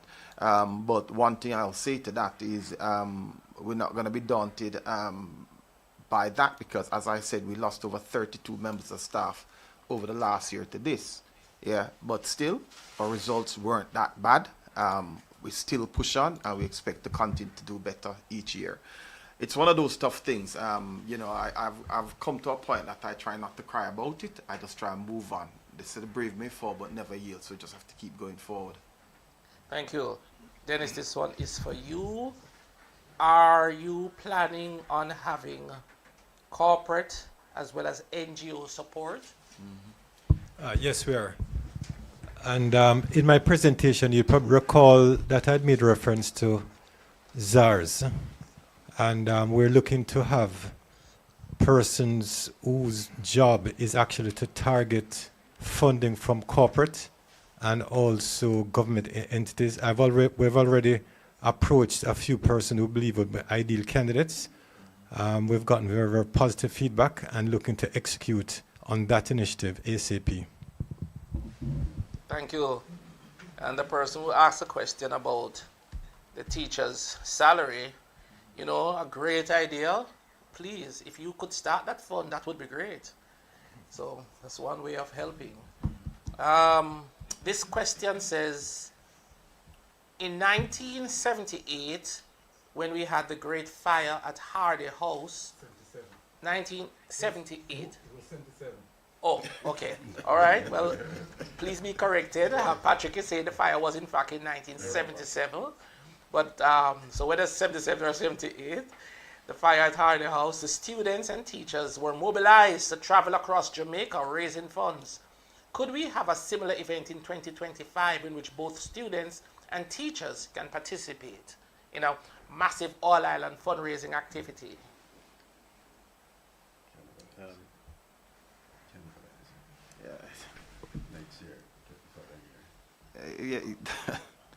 That's something that we can think about and talk about. I don't have an immediate response to that, because we do fundraising initiatives, not across the island at the moment, but fundraising initiatives right here.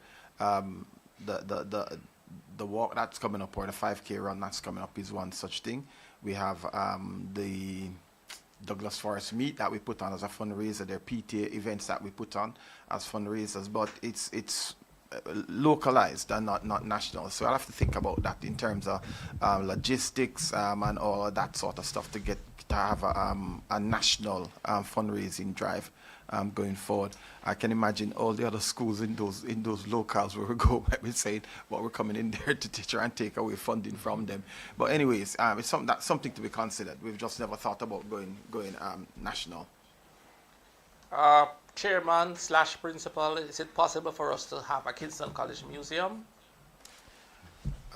Let me respond to that. Yes, in fact, I may go back to some board papers from as early as I came to KC, looking at that. My vision was that Hardy House could be restored and become the repository of everything KC of the past, and have a museum of sort in Hardy House.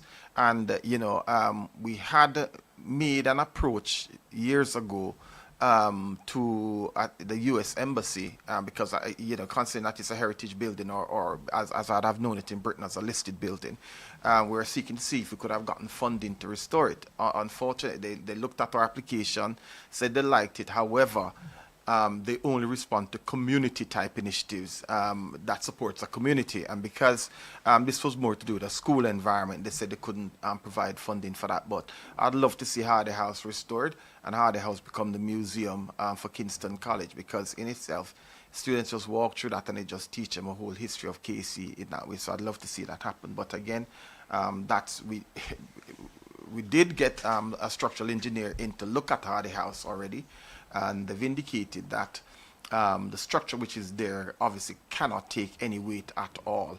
It has to be built on independent structures, but they said there's a way to incorporate it so it just looks natural. But again, it's all about the funding to actually see that come to fruition. Gentlemen, it's now... I'll just add, Noel, that that's our long-term objective, but in the meantime, we do have within the Douglas Forest building some archival material that has been hung on the wall and courtesy of Ronnie Chin. And I want to say thanks to Ronnie Chin for that. But any old boy who might wish to come and see what we have here will be available. Thank you very much. Gentlemen, just so that we are all on track, it's now 14 minutes past 5 again. I'm indulging you. If you just bear with us for 5 more minutes, so we'll take 2 more questions and a comment from the principal. Sorry, just wanted to add to what Chairman was saying. Read the building, there are a number of persons who made contributions towards that. All the photos you're seeing there, including the Honorable Noel Spencer. I know Dean Nevers also, and others that made contribution to having that done. All right. So again, as Chairman said, anyone can come down, have a look at it. We also have stuff put up in the library, just giving a whole good picture of the background to Kingston College for many, many years. So that's useful. Sir Perry, this one is for you, sir. Can you say if the funds from the purchase of the memorabilia, will the fund go directly to Kingston College? Or what percentage will go to Kingston College? 100% of the proceeds will go to Kingston College. You want to just repeat that for me again? So 100% of the proceeds will go to Kingston College. And let me add a little context. It's also funded by this committee and our partnership with Fortis and Friends. So the funding that is being put forward to produce the product was contributed by this committee and our partnership with Fortis and Friends. And every single penny from the total proceeds will go to Kingston College Centenary program. That's why this committee exists. Thank you very much. Gentlemen, gentlemen, we are coming close to the end. Just give me a minute here. There are some more questions I see in WhatsApp. Give me 1 second. So we are inviting you to follow our Instagram and our Facebook social media pages. Just go to our Instagram and social media pages and view us. The handle for Instagram is instagram.com/KCFortis100, and for Facebook is @KCFortis100. So those are the handles to reach us. And if you just type in Kingston College in Facebook or in YouTube or in one of those, you will see us popping up. Gentlemen, there are two last questions, and in the interest of time, let me just ask this one. It says here, well, it was really thanking us for the meeting, but it went on to say, will we get a periodic update on funds collected, and how can we be sure that the monies that are given will in fact go to the projects as specified? Reynolds, you want to take that one? Yes. Just to reassure you that the questioner that did say at the beginning that for almost 40 years, the trust fund has functioned with high fiduciary responsibilities and probity. And the accounts are audited by independent accountants every year. And I did show you the book. And the reason for that is that we wanted to keep the funds, not commingle the funds with the school's operation, but to keep it independent so that you, the donor, and as soon as you make your contribution, as you call us, maybe if you test us today, those contributions will go to the account and it will then find its way into this annual report. There are about 250 names so far in this annual report, and those persons are from all over the world. Okay? What I'd like to add, though, is that, as I'd mentioned earlier, the financial status is audited, and we can have that confirmation be made by the auditors during their annual audit process, just to provide the transparency and accountability that we've actually committed to. Thank you. Thank you very much, gentlemen. There's a hand that's raised, and we're going to take that as our last question, but there are a couple of comments I just want to bring forward. Folks are asking us to share the email addresses of the members of the executive. So we'll share your respective emails, gentlemen, if that's fine by you. And also, gentlemen, just so that you know, you can send money any day, any night to the trust fund, and we are assuring you that the money will be safely managed. Could you give us an idea of the members of the trust fund committee?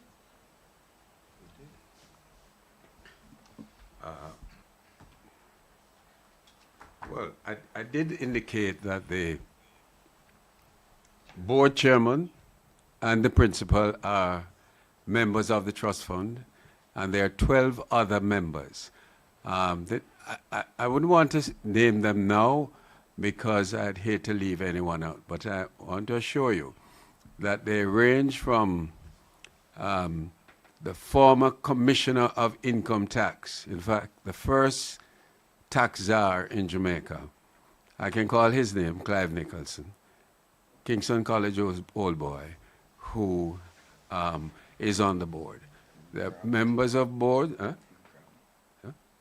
There are members on the board. There's a senator on the board, Senator Ransford Graham, KC, meaning King's Council on the board.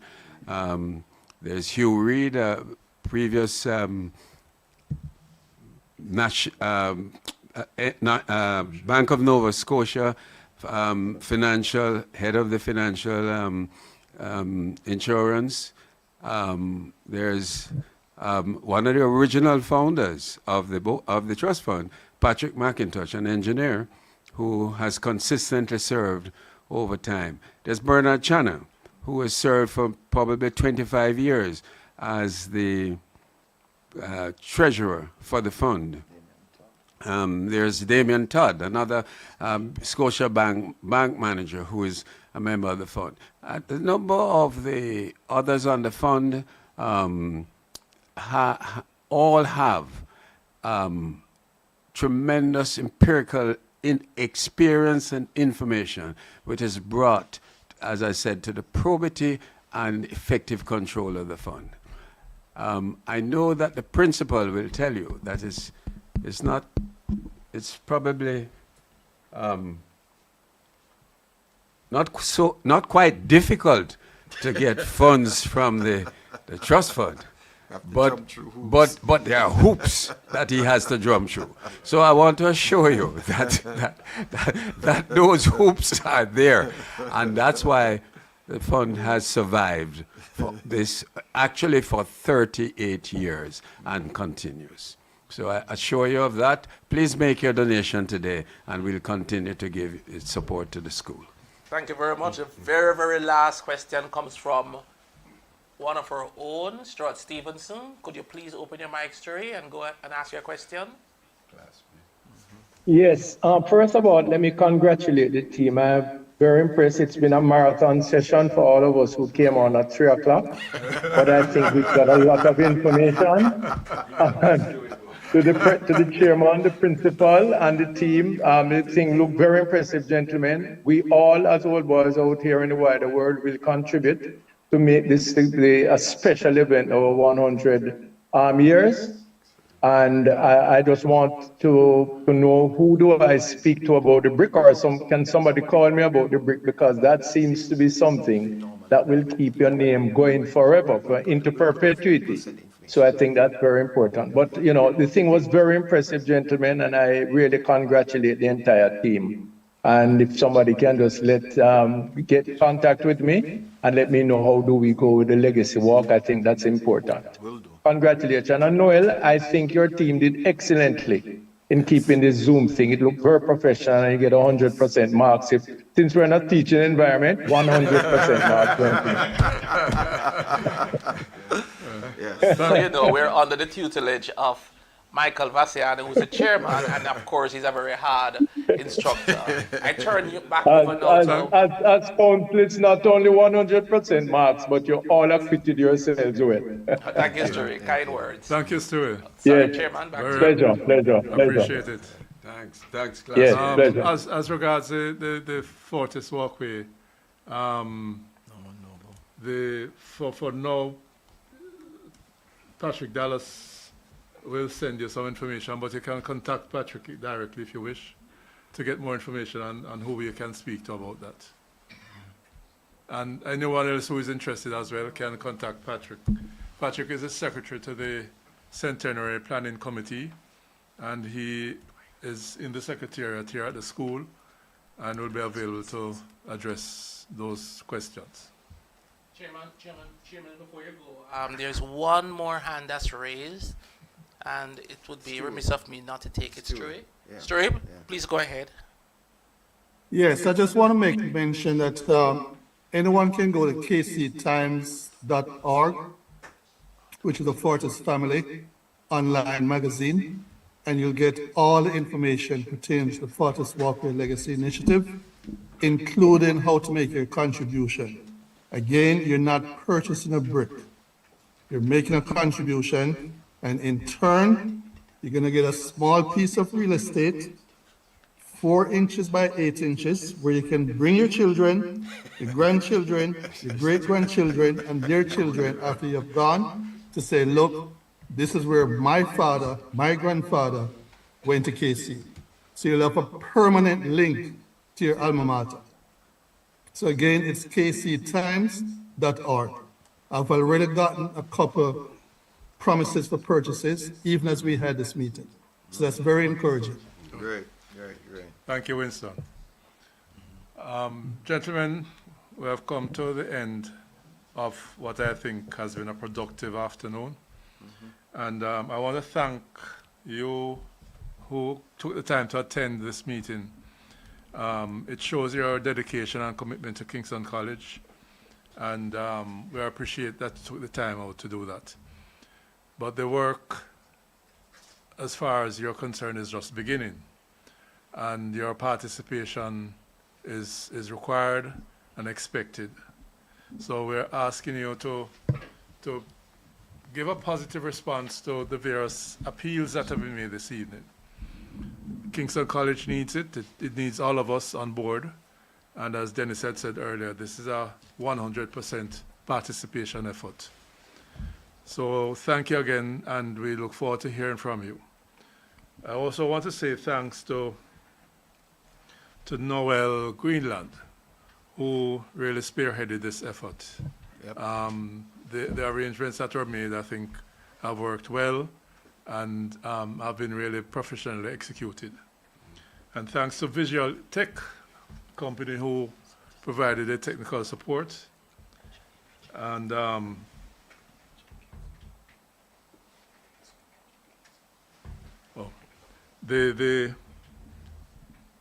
and before I say thanks to, well, let me say thanks to the committee.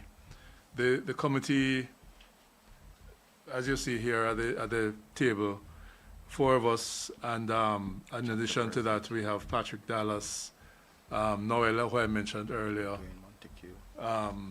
Wayne Robertson, who spoke earlier, Dwayne Montague in New York, Perry Bloomfield, who spoke earlier, and the other chapter presidents have been involved as well. And thanks to everyone who has really contributed to this. I know that the chapter presidents did some work to sensitize their members to participate, and we are grateful for that.